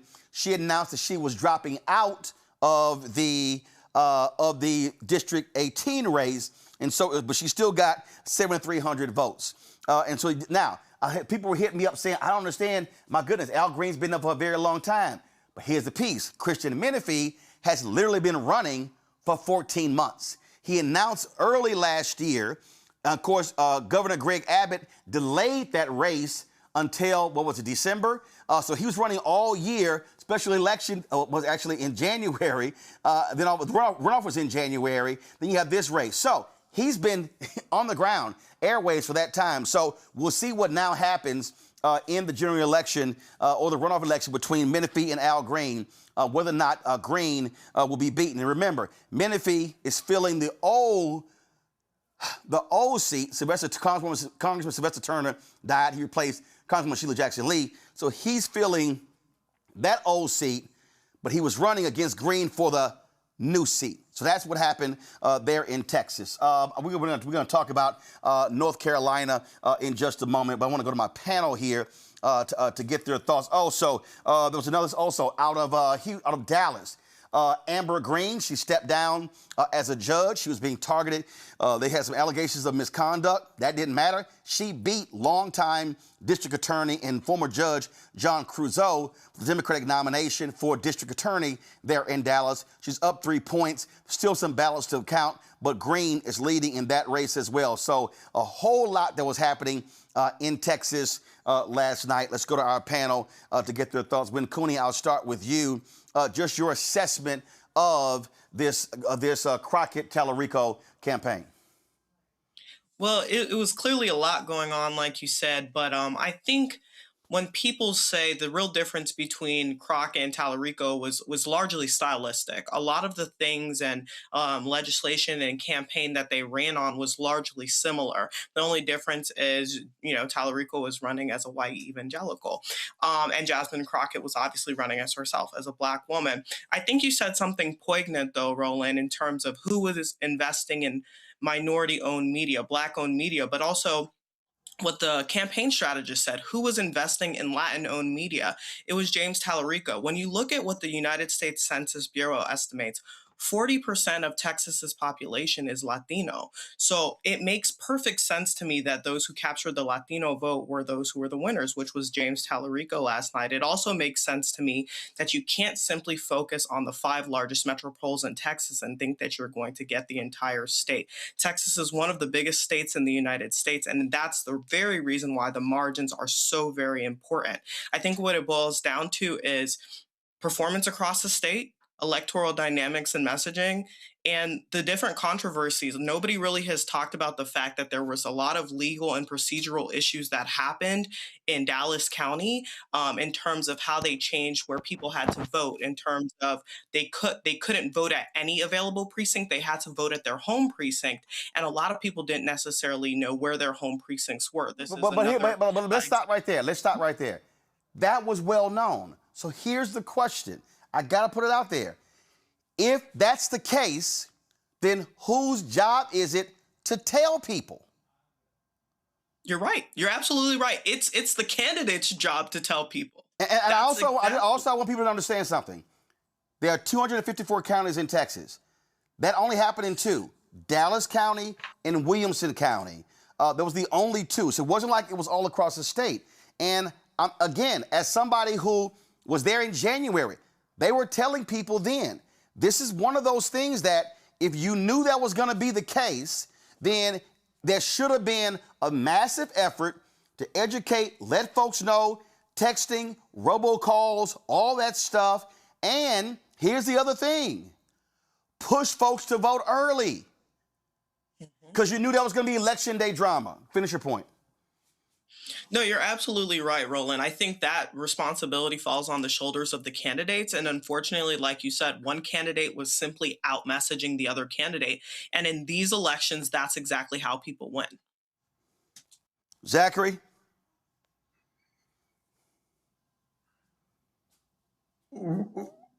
Roland.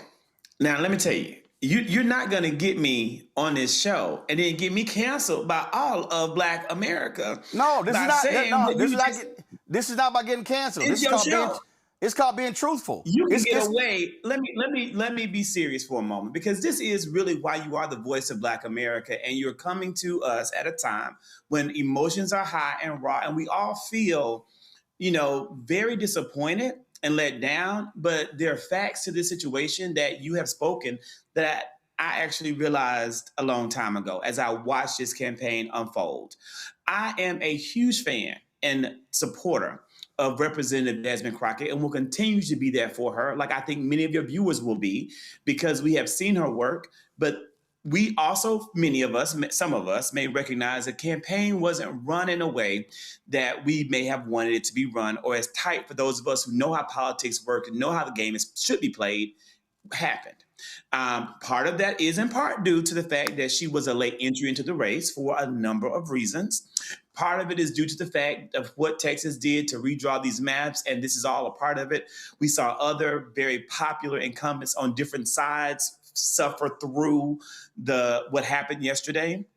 But I have to be honest with you, Roland Martin, and say with the full conviction of a fellow Scorpio that everything that you said just now was 100% accurate and right. And I am in shock that you sat your butt up here and said it. Well, kudos to you for having the balls. Kudos to you for the big balls. Look, I listen. There were people who were reacting, and again, I'm watching this from day one. First of all, I understand the point by saying that it started late. No, the filing deadline was December 8th. The filing deadline was December 8th, okay? Dishes were changed. Congresswoman Crockett jumps into the race. But here's the deal. Even though Talarico got in earlier, she starts the campaign off with massive massive name recognition, okay? And so the question then becomes, okay, how do you construct a campaign in order to win? You got to win March 3rd before you can run in November. And so if anybody's focused on, and there were a lot of people who I talked to who were calling me, who were Crockett supporters, who were saying, oh, she got it. And I was like, I'm sorry, what are y'all doing? I said, guys, you got to win March 3rd before you get to November. You can't act like this guy is a pimple on an elephant's ass. I'm like, no, that ain't how this works. You got to really focus on this race. You got to take him out if you want to win. He got to take her out to get to November. And again, there were some people, some well-meaning people, some brothers and sisters who were saying, oh man, she got this, she got this. And I said, I'm telling y'all, don't skip over the primary because he's going to run to win. And folks hit me, they were like, damn, man, you were right. I'm like, what were y'all doing? You can never assume. If you are a donor or a supporter, you can never assume. And I'm telling you, what I was looking at, and understand, my mama and daddy are 78. They have worked campaigns. They have run phone banks. I was with them putting up yard signs and posters and standing out in front of polls. I'm saying what I was seeing was, where was the team? Where were the people? Where was Harris County? I grew 3rd Ward, Texas, where my high school is, Jack Yates. Wheeler Avenue Baptist Church is a block away. Massive mega church. TSU is across the street. University of Houston is across the street. I went home to 3rd Ward. I didn't see Crockett stuff everywhere. I went, this is black.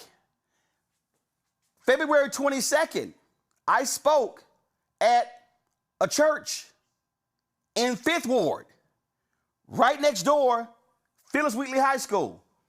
I didn't see what I thought I was going to see. And I was like, yo, we in 5th Ward and 3rd Ward, and if you go to Acres Homes, if you go to Sunnyside, you go to these black parts of Houston, I wasn't seeing the energy that I thought I was going to see. And I was like, yo, this is a problem, because I knew based upon the last, when Royce West ran, that you needed massive turnout in Harris County and Dallas County, because those are the 2 biggest counties. Rebecca. Thank you. So I'm going to start my comments with just a little bit of gratitude. I am grateful that I've actually worked on the ground on campaigns in Texas. I'm grateful that I have been a campaign manager, including on statewide races. I'm also grateful that I've been a campaign manager for federal races as well. I'm also have a degree in political science. I understand how to read data and also spotting when data is incomplete. I'm also an attorney, lead a national voting rights organization, and spend a lot of time on the VRA. So in saying all of these things, I think it's important in any post-mortem to have complete data. And while I hear your analysis, Roland, I think you have some incomplete data there. How Not so? saying that your conclusion. How so? I'm getting there. Can you put up the screen of the map that you're standing in front of? Yeah, it's right here. It's up. Cool. Thank you. So here's a few things. And I've worked a lot of war rooms. So like me and Chuck, like in fact, when I was at MoveOn.org, we hired Chuck to do a lot of the Spanish digital and Spanish media. So I'm very familiar with the work that he does. So like, for instance, you're showing up, I wish there was a green screen behind me because I could just point to it. So I'll have to get my green screen. So for instance, you see how you have the breakdown of counties you have the yellow for Tide, you have the green for Talarico, you have the blue for Jackson and Crockett. In order to have complete data in doing this analysis, you need to have the map where you can actually pull through and see the raw data of the number of votes per county. Because one thing that you can, I can. Which county you want to look at? So I want the aggregate total of the counties, especially the eastern part of the state that Jasmine picked up. I want you to pull up the raw data. I want to be able to see even the population centers. Okay. Versus in a lot of the green. So right here, you take Navarro County. Now you're standing in front of it, so I can't see it. No, okay. So Navarro County, she got 61% of the vote. She got 1,300 votes compared to Talarico's 760. Next door, Limestone County, she got 695 to 293. Next to that, Freestone County, 549 to 196. Falls County, 547 to 165. Coryell County, she got 1,928. Talarico, 1,006. Bell County, she got 16,000. So now I want you to go out. So now I want you to go towards Midland, Odessa. I want you to go towards here. Let me move my screen around. I want you to go up towards Amarillo. All of the areas that went for Talarico. Showing what those raw data. So in Gray County, that's one in the Panhandle. 125 Crockett, 95 Talarico. The next one. Show the green. So Talarico's totals, the ones he won. Okay, gotcha. So the one next to it, Wheeler County, 3326. Above Wheeler was Hemphill, 2619. On the opposite side of that, Hutchinson, 17118. Armstrong, 257. Floyd, 7169. And then I'm gonna go over here. This was Smith County, Talarico, 169. Crockett, 132. Oldham County, Talarico, 16.5, and then I can skip all around. Okay, so the reason why I'm pointing to this is that when I have run competitive primaries, one of the things to know as you're picking and choosing and deciding where you deploy resources, regardless if, like, I've had candidates who had 3 months to run. I've had other candidates who had 22 months that they started their campaign super early and were able to set up the organization. The reason why I point that out, it is a little misleading and it's incomplete data just to show the screen of where you see all the green of the counties that Talarico won versus the blue counties that Jasmine won.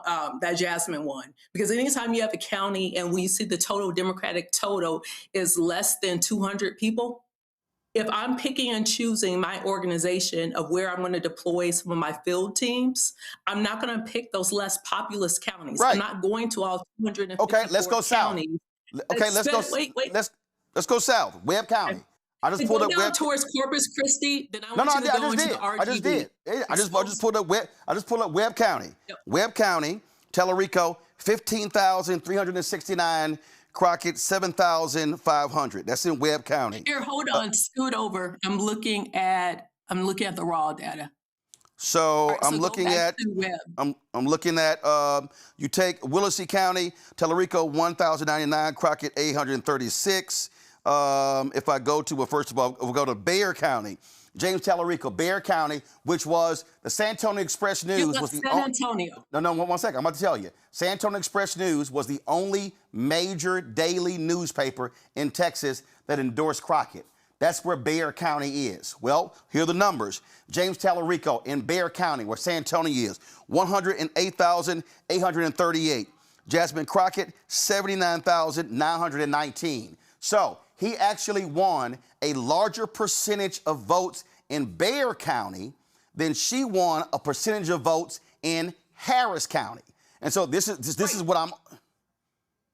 So this is my point, Roland. And once again, I'm not saying that she ran a great campaign. That's not what I'm saying either. But I just want folks to really understand when we're talking about things. And I get there's a lot of people online, they're saying all social stuff. I'll probably do a video later to do a full breakdown on this particular race. The reason why I raised that is I hear what you're saying about, you didn't see yard signs. I hear it, I understand that. Now, one thing I've told all my candidates, especially when time and money is limited, because she was outraised, I think it was like 5-1. When time and money is limited, yard signs don't vote. However, to your point, this is one thing that I've also told candidates. Yard signs, that type of visibility, we call it visibility. That type of visibility is an exercise of your organization's strength. So if you're able to organize the state, organize your staff in such a way where you're able to disseminate your information out, you're able to disseminate yard signs if your budget allows. That shows some organizational strength. But the mere presence of having yard signs or not having yard signs, it wasn't just yard signs. It isn't sufficient to prove strength. The other thing that I want to point out, but it wasn't just. Hold on, Roland. But Roland, here's something very important that you also said. You mentioned on election day you didn't receive any texts. Guess what? You shouldn't receive a text. You know why? Because you told us you voted on like February 20th. Right? So what happens from a campaign's perspective? When early voting starts, every single day we get the results of who voted in what county. Mm-hmm. We get that from either the state board or we get it from the county board. We then go into VAN, the voter action. We go into VAN, and that's the primary tool they use to contact voters. And you remove those who voted early from the list. So when you're doing an election day push, and pushing out information, you remove all those who voted early. Talarico didn't. I got text message from the campaign. Talarico should have. But follow me here. Hold on, wait, 1 second. One second. That's a waste of resources. But here's the deal, though. Here's the deal, though. When That's the reality, Roland. I got that. But I'm also looking at what you also didn't address when I talked about he had amassed more than 30,000 volunteers, folks who were being trained. I'm getting there. And here's the deal. I'm getting there. Her volunteer numbers weren't even close to that. So again, when I talk about infrastructure, and when I talk about infrastructure in terms of your running, it's your paid staff, it's your volunteers, who are the folks out there who are driving your campaign. And so that was also an issue. See, a lot of black folks. But now remember, Roland, I'm not saying she ran a great campaign. No. For the analysis that you're providing, you have to have complete data. Right. First of all, Rebecca, I have complete data. It's a whole lot of data I don't have. I'm not talking about. What I'm saying here for black folks, when we're talking about, we got overlooked. No, we didn't. Harris County's turnout was actually higher than the previous primary. What folk got to recognize is this is a primary. And in a primary, when you're trying to run, when you look at who you're looking at, it's black, it's white, it's Latino, it's Asian, it's Native American. You're looking at demos. There's a significant Asian American population in Houston. If you're Vietnamese American, I'm telling you right now, there's a huge community there that gives and also votes. And so if you're targeting different groups, you're going to do that. And what I'm saying is, when I looked at both campaigns, when I looked at their strategy, what I saw from Talarico's campaign was an extremely focused, large volunteer base that was driving his stuff on the ground. I didn't see the same on Crockett's campaign. And that shows up on election day when you start tabulating votes. And so, again, also, one of the things that we talk about television and radio, I was sitting here, again, margins, looking at the numbers. It was like, she's got to drive huge black turnout in Dallas and Harris County. I was also looking at what was invested to do that. Black radio, newspapers, digital. I did not necessarily see that. So people are sitting here. So the local black media infrastructure is very different than the Latino media infrastructure in Texas. Full stop. I know. Now, where I can. I ran 3 of them. I know. So, and you know how they consolidated, and some of them bounce left, move their money, and they're just doing satellite there. It's no longer local. So here's my point. Do I think that there should have been a significant investment in Latino media? Absolutely. Now, you have to remember, I'm positing this as I'm not saying that she ran a great campaign. I also understand the numbers. Now I understand what complete data looks like versus incomplete data. Yeah, but see, here's the deal, though. I'm not saying great. I'm not saying great versus bad.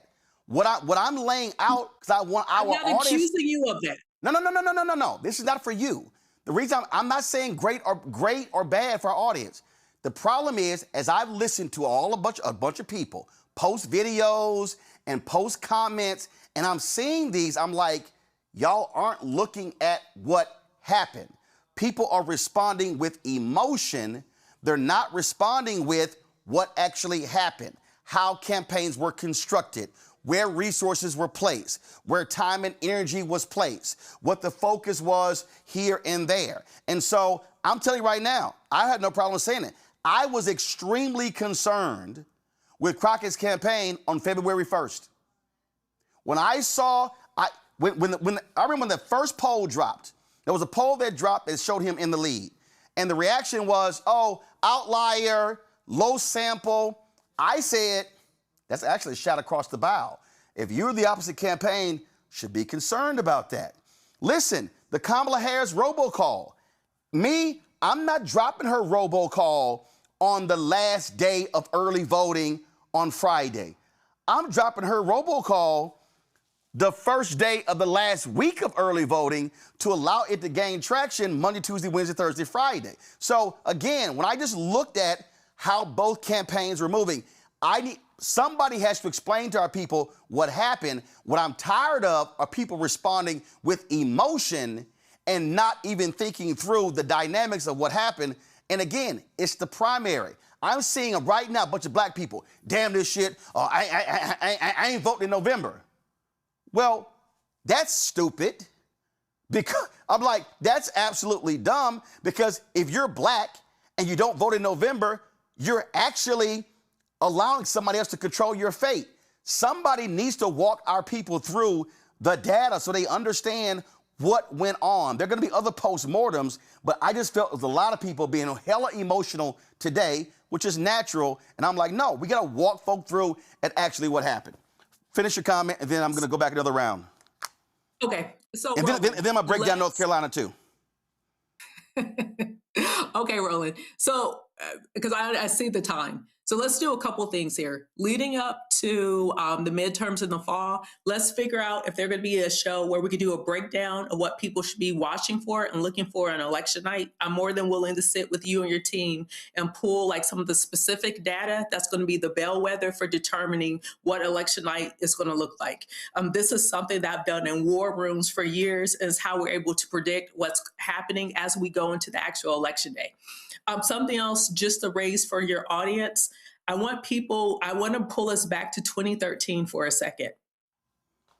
What concerns me the most about last night, regardless of which candidate won the Texas Democratic Senate primary, is that this is not going to bode well for Democrats in the fall. And here's the reason why. Going back and understanding the early voting centers, Wynn Cooney was mentioning this, but let's talk about the early voting centers.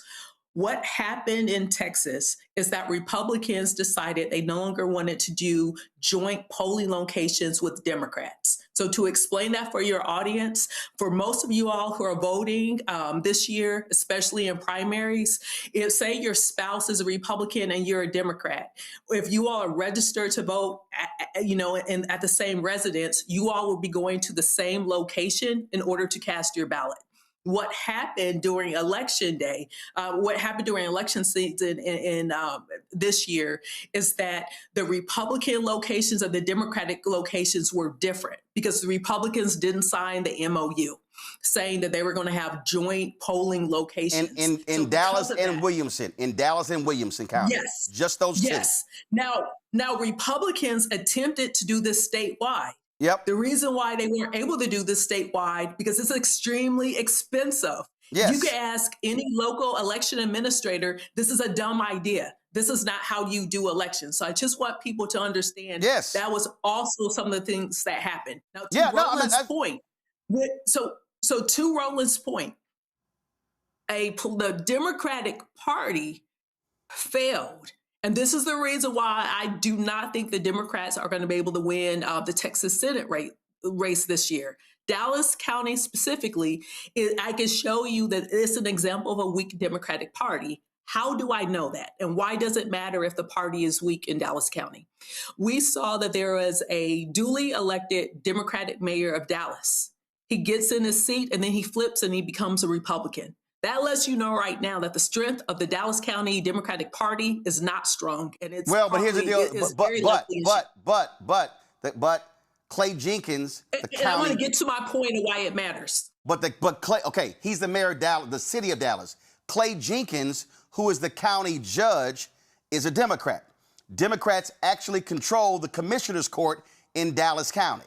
Go ahead. I'm talking about the party apparatus. I'm not talking No, about I understand the that. electeds. But you're talking to county apparatus, and what I'm saying is Johnson is the mayor of the city of Dallas. When you talk about the Dallas County, there are 34 cities that comprise Dallas County. So it's not just the city of Dallas. So what I'm saying But it's is still the seat of the county. I understand it's the seat of the county, but what I'm saying is you have Democrats that control the county commission. So here's what needs to be happening right now. So I want to get to the point of why it matters and why I'm making this point. No, I get why it matters. What I'm saying is what needs to happen right now is they got to be driving the messaging. And it directly impacted Black and Latino voters. Yes. So I'm talking about my experience of what we had to do when that happened. I had to lean on the Democratic County Party to help push out information to make sure every registered Democrat was aware of the change. The reason why it matters, especially in the Dallas County, is because of 2013. In 2013, for your audience, Shelby v. Holder happened. And what that means, the pre-clearance provision, which means before you make any changes to polling locations, it has to be pre-cleared by the Department of Justice, especially in suspect counties, which Dallas County is. Guess what? That is no longer the law of the land. So But Rebecca, that's 2013. In 2018. But I'm telling you. Rebecca, one second. Rebecca, I'm a Dallas County voter. In 2018, and I'm a national voting rights Rebecca, one second. What's going to happen in the fall. But Rebecca, what I'm about to say is this here. In 2018, the legislature was pissed off when all these Democrats kept getting elected in Dallas and Harris County by straight ticket. So in Austin, they got rid of straight ticket voting. So what then happened? The parties had to then readjust their strategy in order to with the new rules. So my whole deal is I'm not focusing on what the worry is. I'm looking at how do you challenge that? So this is what I'm saying to Black people, to Black churches, to Black grassroots groups. Once we know what the rules are, if that stands, you can't vote on election day countywide and only in your precinct, then the goal has to be driving the information. I'm not waiting on the county. I'm not waiting on the Dallas County Democratic Party. What I'm saying to Black people in Dallas County and in Harris County and East Texas, this is where we also are driving the information. This is why I'm saying to us, fund Black voters. Black voters matter. I ain't waiting on some white Democrat. We just had the state chair on the show Monday. He said on the show, there are 20% of the counties in Texas that don't even have a Democratic chair. He said of the precinct chairs, they only have 36% of the precinct Democratic chairs filled in the whole state. So what I'm saying for Black people, damn the party, what is our organization and mobilization going to be in order to combat them? That's all I'm saying. We know how they change the rules. Our job is to hurdle the rules, and I need us mobilized and organized to do so. I got to go to North Carolina. Perfect example. 34 minutes ago, you said the party should have done it. So that's why I'm following no. But Rebecca, you also missed when I said I was at Friendship West Baptist Church on MLK teach-in on January 17th, where the Black organizers were telling the people of the new rules. And two things can be right at the same time. We should be doing it, and the party should have been doing it as well, and the campaign should have been doing it. But what I'm saying is, in the general election is 6 months away. It's in November. We got April, we got all of March, April, May, June, July, August, September, October. We got 8 months to get our shit together. And what I'm saying is, I'm not waiting on a party. That's my point. But this isn't all on Black folks. No. I'm talking to Black people. I have Black interest. The party, they got to do what they're supposed to do. Talarico got to do what he's supposed to do.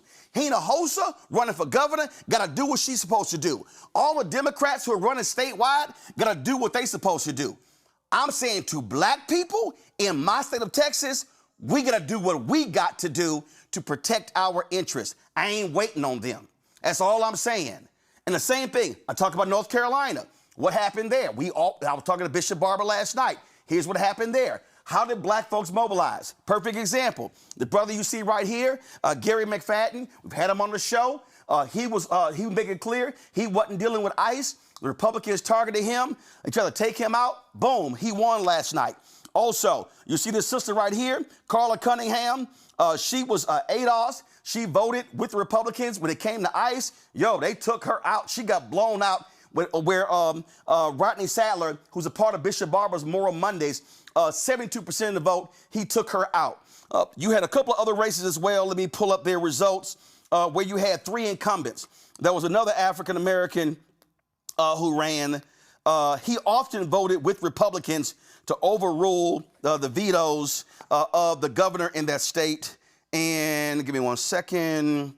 I think it's right here. Let me pull up his name. Well, guess what? That brother lost last night as well. So what that means is what you saw last night, Win Cooney, that means you saw black. Oh, here it is. Shelley Willingham of Edgecombe. This brother right here, he often voted, again, with Republicans. First of all, Roy Cooper, of course, we knew he was going to win. He got 92% of the vote for the U.S. Senate. But Shelby Willingham, he often voted to overrule Democratic vetoes. You got Democratic governor there. You got Democratic governor before him. They got him out of there as well. That happened when Cooney, because black people organized and mobilized and said, you ain't represent us, you got to go. Absolutely, absolutely. And I thought that was a spirited debate, y'all. I admire the discourse about Texas before we move to North Carolina. And I want to say that we're all very proud of the race that was run. But I think it doesn't negate the facts, right? Like, I think a lot of people look at Jasmine Crockett as a national figure, but the local race was what was missed. But moving on to North Carolina, I think it's so important that we pay attention to what's going to happen in the Senate. We see Roy Cooper going up against Michael Whatley. This is going to be critical to see who's going to control the Senate in November. So this is what we really want people to be paying attention to and have eyes to. We have a really big race ahead of us, obviously, in Texas. Even though James Talarico has won, we're still wondering to see if Texas is going to be able to flip that seat. We have a realistic chance of being able to do that in North Carolina, and I need people to focus on what Roy Cooper is doing in North Carolina. I also need people to focus on the fact that there is some challenges going on within the Republican Party, as we're very well aware of. The reason why the incumbent Republican, Tom Tillis, is not running is because he's been constantly infighting with Donald Trump. And so not all is okay in paradise in North Carolina. And I think Democrats really need to take the opportunity to seize on that and make sure that we flip that blue come November. One of the things that we saw, this is the case, this is a congressional race. Incumbent Valerie Fouché, she ran against a Justice Democrat, Nita Allen. A huge thing, the AIPAC was a huge part of this, a lot of discussion. She won 49.2 to 48.2. She won by a little, looks like about 1,200 or so, 1,202 votes. Zachary, this has been major because you've got CBC members who were complaining about Justice Democrats, Bernie Sanders targeting CBC members. You've got people saying, well, CBC members shouldn't be accepting AIPAC money. I've heard people saying, wait a minute, Valerie Fouché is a progressive. Is she as progressive as someone else? No. This now causes a discussion of, okay, how do you define a progressive? How do you define who's more progressive? But guess what? At the end of the day, it also comes down to the voters, and the voters decided they're sending Valerie Fouché back to Congress.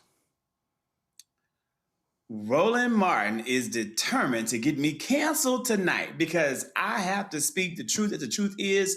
And Congresswoman Fouché completely, to me, represents exactly what needs to continue to happen for our CBC members. The Black community sticks with our candidates. We support and we endorse those who fight for us. And that's exactly what Representative Fouché has done throughout the entirety of her political career. And if people have an issue with our CBC candidates being funded and taking money from PACs, then they need to donate and fund them. The people who attacked her would not levy $1 for her, And if she had not won that seat, soon they wouldn't be even supporting her challenger. So let's keep this, tell it real. Let's tell it real. I am so thankful that she won, and I am hopeful that every member of our CBC who currently sits in office will continue to win and continue to push through if they are able-bodied. If they are able-bodied. We are losing Black representation. Sounds like you being shady about a certain race. Come on, go. If you're gonna go there, go ahead and say it. Don't be trying to sit and straddle the fence. Are you talking about David Scott? Dr. Zachary Kirk has no problem saying that I appreciate and I respect the service of Congressman David Scott, who represents Georgia's 13th congressional district, although he lives in Georgia's fighting 5th congressional district, where Congresswoman Nakima Williams is his actual congresswoman. I have no problem saying that, but this gentleman has not been able to vote in the last 7 elections, and his health is in question. We cannot afford to lose a seat. We can't afford to have a possible Republican governor of Georgia replace him with a Republican in the Georgia 13th congressional district. If he is not able-bodied and if he is not well, he needs to step down because he has a full slate of very competent people running for that seat. That includes Dr. Heavenly Kimes, that includes educator Everton Blair, that includes Georgia State Senator Emmanuel Jones, and that includes Georgia State Representative Jasmine Clark. The slate is there. So again, we need Black representation. We're losing Representative Crockett. We're losing VC. We're losing people that, we're losing a seat that's going to be held by Menifee or Representative Green. We can't afford to continue to lose Black representation. We need every single person that can be there to represent our community. So I'm glad Boucher won. Period. Very thankful. Also, before I go to Rebecca, and this is a critical race, it's going to be a rematch. Incumbent Democrat Don Davis is going to face the same person he beat last time, Laurie Buckout. This is in the 1st Congressional District. The Republicans actually gerrymandered this district. They made it more Trump. It was a +2 Trump district. Now it's, I think it's like +10, +11. And so that's going to be tough. And again, that's in East North Carolina. This is where we're going to have, this is what I keep just saying to our people. In races like this here, and I'm going to go back to Texas as well, we have to maximize our vote. We cannot win. Black people, listen to me. We cannot win in places with 38, 40, 42, 45, 48, 52% turnout. We've got to be targeting at a minimum 70% turnout. And so they've carved this district up. But if we hit our numbers, then, and we know how they may vote, their voting is stable. If their voting is stable and we take our numbers, let's say from 50 to 70, y'all, that's the race. And so that's also what I need us to understand. I'm going to go back to Texas. Colin Allred lost to Ted Cruz by 900,000 votes. 1.2 million eligible Black people did not vote. I'm not saying it's all on us, but if half of those Black folks vote, now all of a sudden, now how do you now put together a winning coalition? That is going to be Talarico's issue in the fall. Talarico cannot win in Texas without Latino voters, Black voters, and white voters. Beto O'Rourke ran for governor against Greg Abbott. 75% of people 30 and under did not vote. And so what I'm saying to Black people, I don't know what white folks gonna do. I don't know what Latinos gonna do. I don't know what Asian Americans gonna do. I know what we need to do in order to represent our interests. Rebecca, this race in North Carolina, again, this race, listen, Republicans have a very narrow margin. They want to steal this seat. Democrats are going to have a tough time holding on to this congressional seat in North Carolina. Yeah, so that's going to be a competitive race, but also there's something that's going on in North Carolina. I think it's the 5th congressional district. That's Republican Virginia Fox. That's the district that she's the incumbent for. Yep. I just want to point out with the primary last night, you had Kaya Creekmore running against someone. I'm going to shout out Kaya Creekmore because he's 24 years old. He's a North Carolina A&T Aggie, and he decided that he wanted to do something. And so I just want to throw that out there as we're talking about these crucial campaigns this year. I need listeners, especially if you don't like what's going on, consider running for office. You don't have to start at Congress. You could run in a state or local office, but even start now. There's going to be plenty of state and local offices that are open next year. So start thinking now of what it takes to qualify for the ballot and what it takes to put together a campaign. To your point, here are the numbers. To the numbers, you said Creekmore. He lost to Chuck Hubbard, but Hubbard got 25,546. Creekmore got 19,483. That's 56.7 to 43.3. And again, first time. And so listen, Congressman Jim Clyburn lost 2 or 3 times before he got elected. And so 43.3 coming out of the gate is good. Now, you keep working at it. You keep working at it, and then you can be victorious. And he's 24 years old. He's a young Black king. And one of the things that he really did was, Roland mentioned this earlier about going into community. He really worked to unite a lot of the HBCUs, HBCU students. He worked the various Black communities in the Greensboro area, and he over-indexed in certain counties where people didn't even think that he would clear even 1,000 votes. So saying that, as we prepare for November, it's going to be tough because we do not have a functional VRA. The reason why it's important to point that out, Roland mentioned that Colin Allred in Texas, there was 1.2 million Black folks who were registered to vote who didn't turn out, and Colin lost by 900,000 votes. Here's something to note here.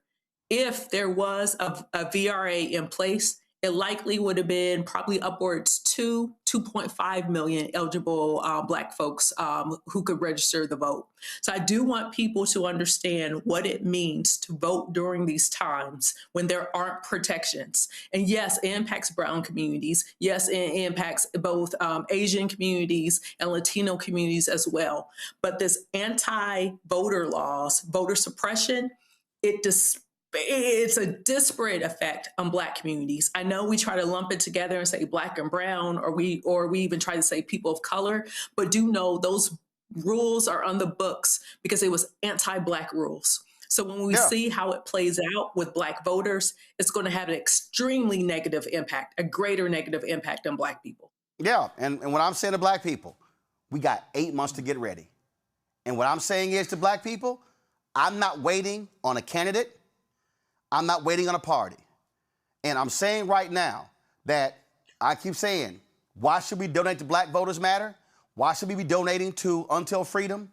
Why should we be donating to Repairs of the Breach? Because we've got to ensure that we've got Black organizations who are doing the work to drive Black voter turnout.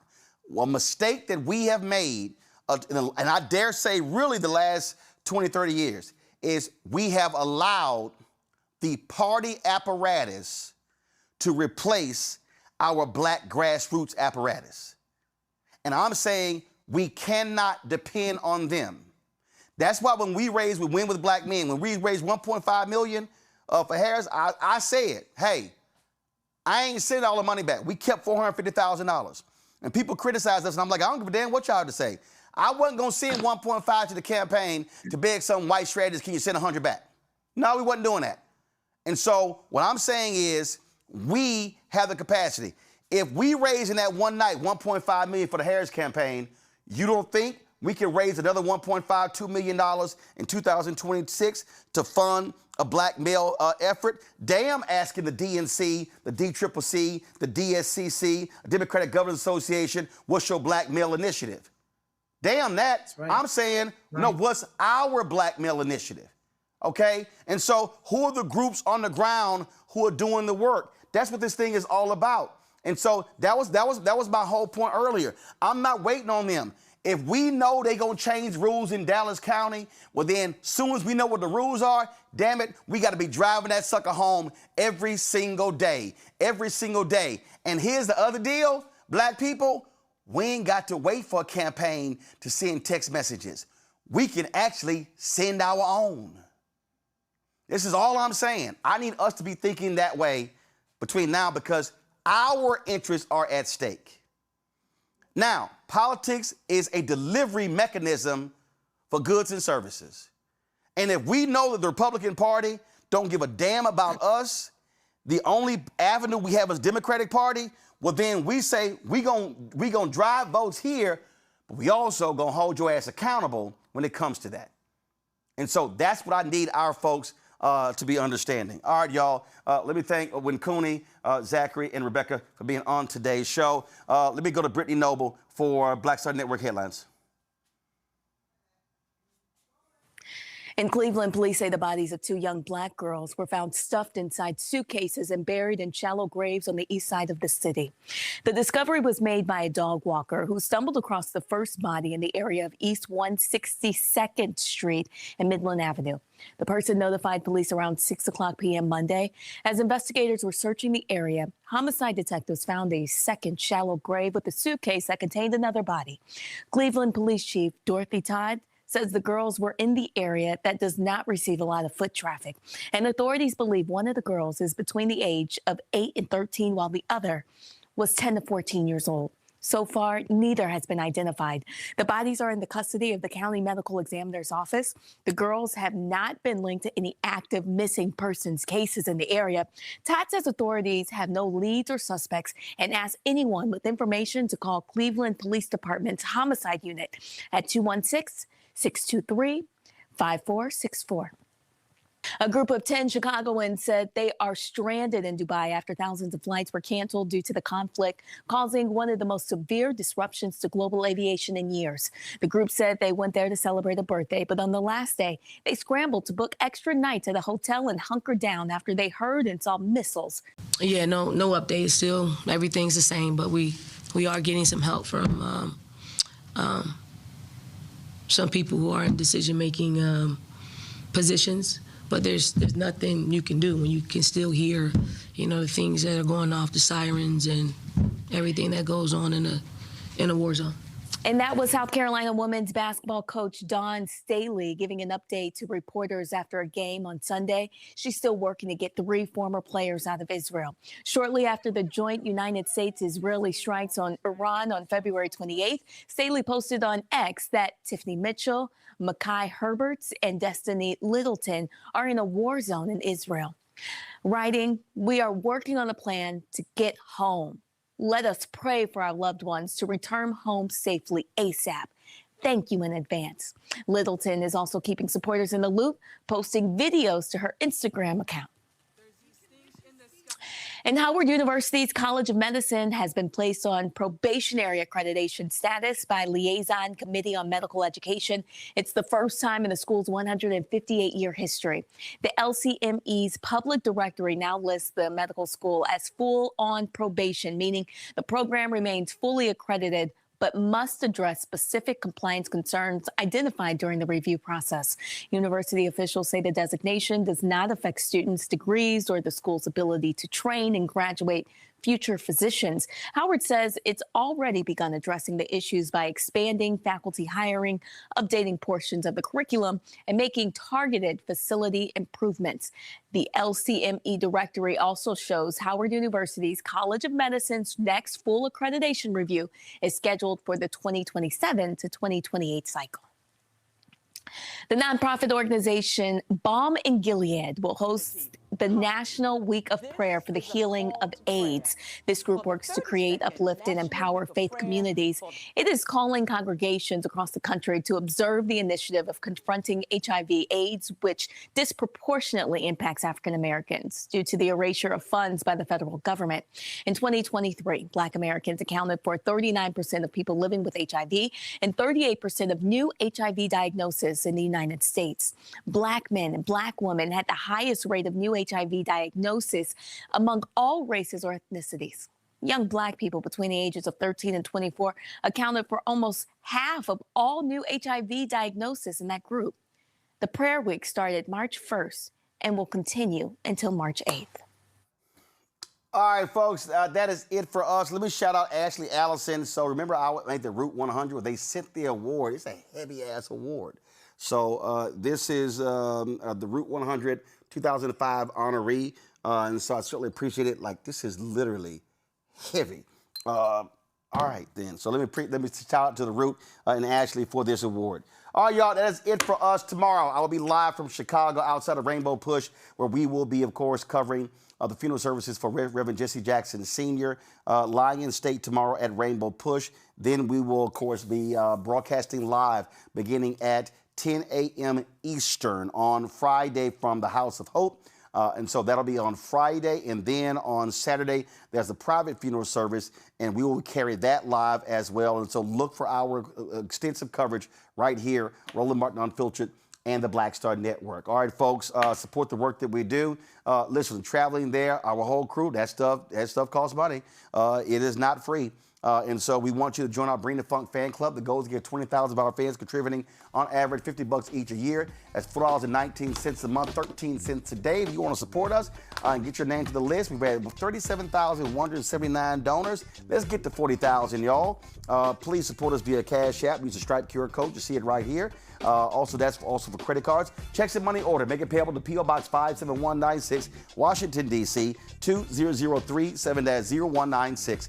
Download the Black Star Network app. Apple phone, Android phone, Apple TV, Android TV, Roku, Amazon Fire TV, and Samsung Smart TV.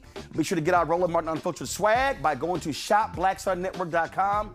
T-shirts, hoodies, wall art, mugs, all that stuff, shopblackstarnetwork.com. You also, of course, can get these Black-owned products you see right here. Everything that you see right here is available on shopblackstarnetwork.com. These are all Black-owned companies. Again, we got sauces and we got skincare stuff. We got, of course, curl prep. The bigger the butter. We've got watches. We've got shaving stuff. We've got candles, car wash, dolls, car wash stuff as well. We got chips and we got cookies and HBCU gear and all sorts of stuff. We got Black-owned toilet paper and tissue paper. So go to shopblackstarnetwork.com to support these Black-owned companies. And when you support these Black-owned companies, you're also supporting this Black-owned company as well. Also support the Black-owned company fan base. Download the app. You can check it out right there as well. Don't forget, watch the breakdown with Brittany Noble every day, noon Eastern, right here, Roland Martin on Black Star Network. And of course, other shows we got as well. Folks, that's it. Yes, and today I decided to represent Edward Waters University. This ain't their colors, but when they gave me a shirt, they knew to give me one in black and gold because they know those other little youth groups, they can't touch 06. I'm going to see y'all tomorrow.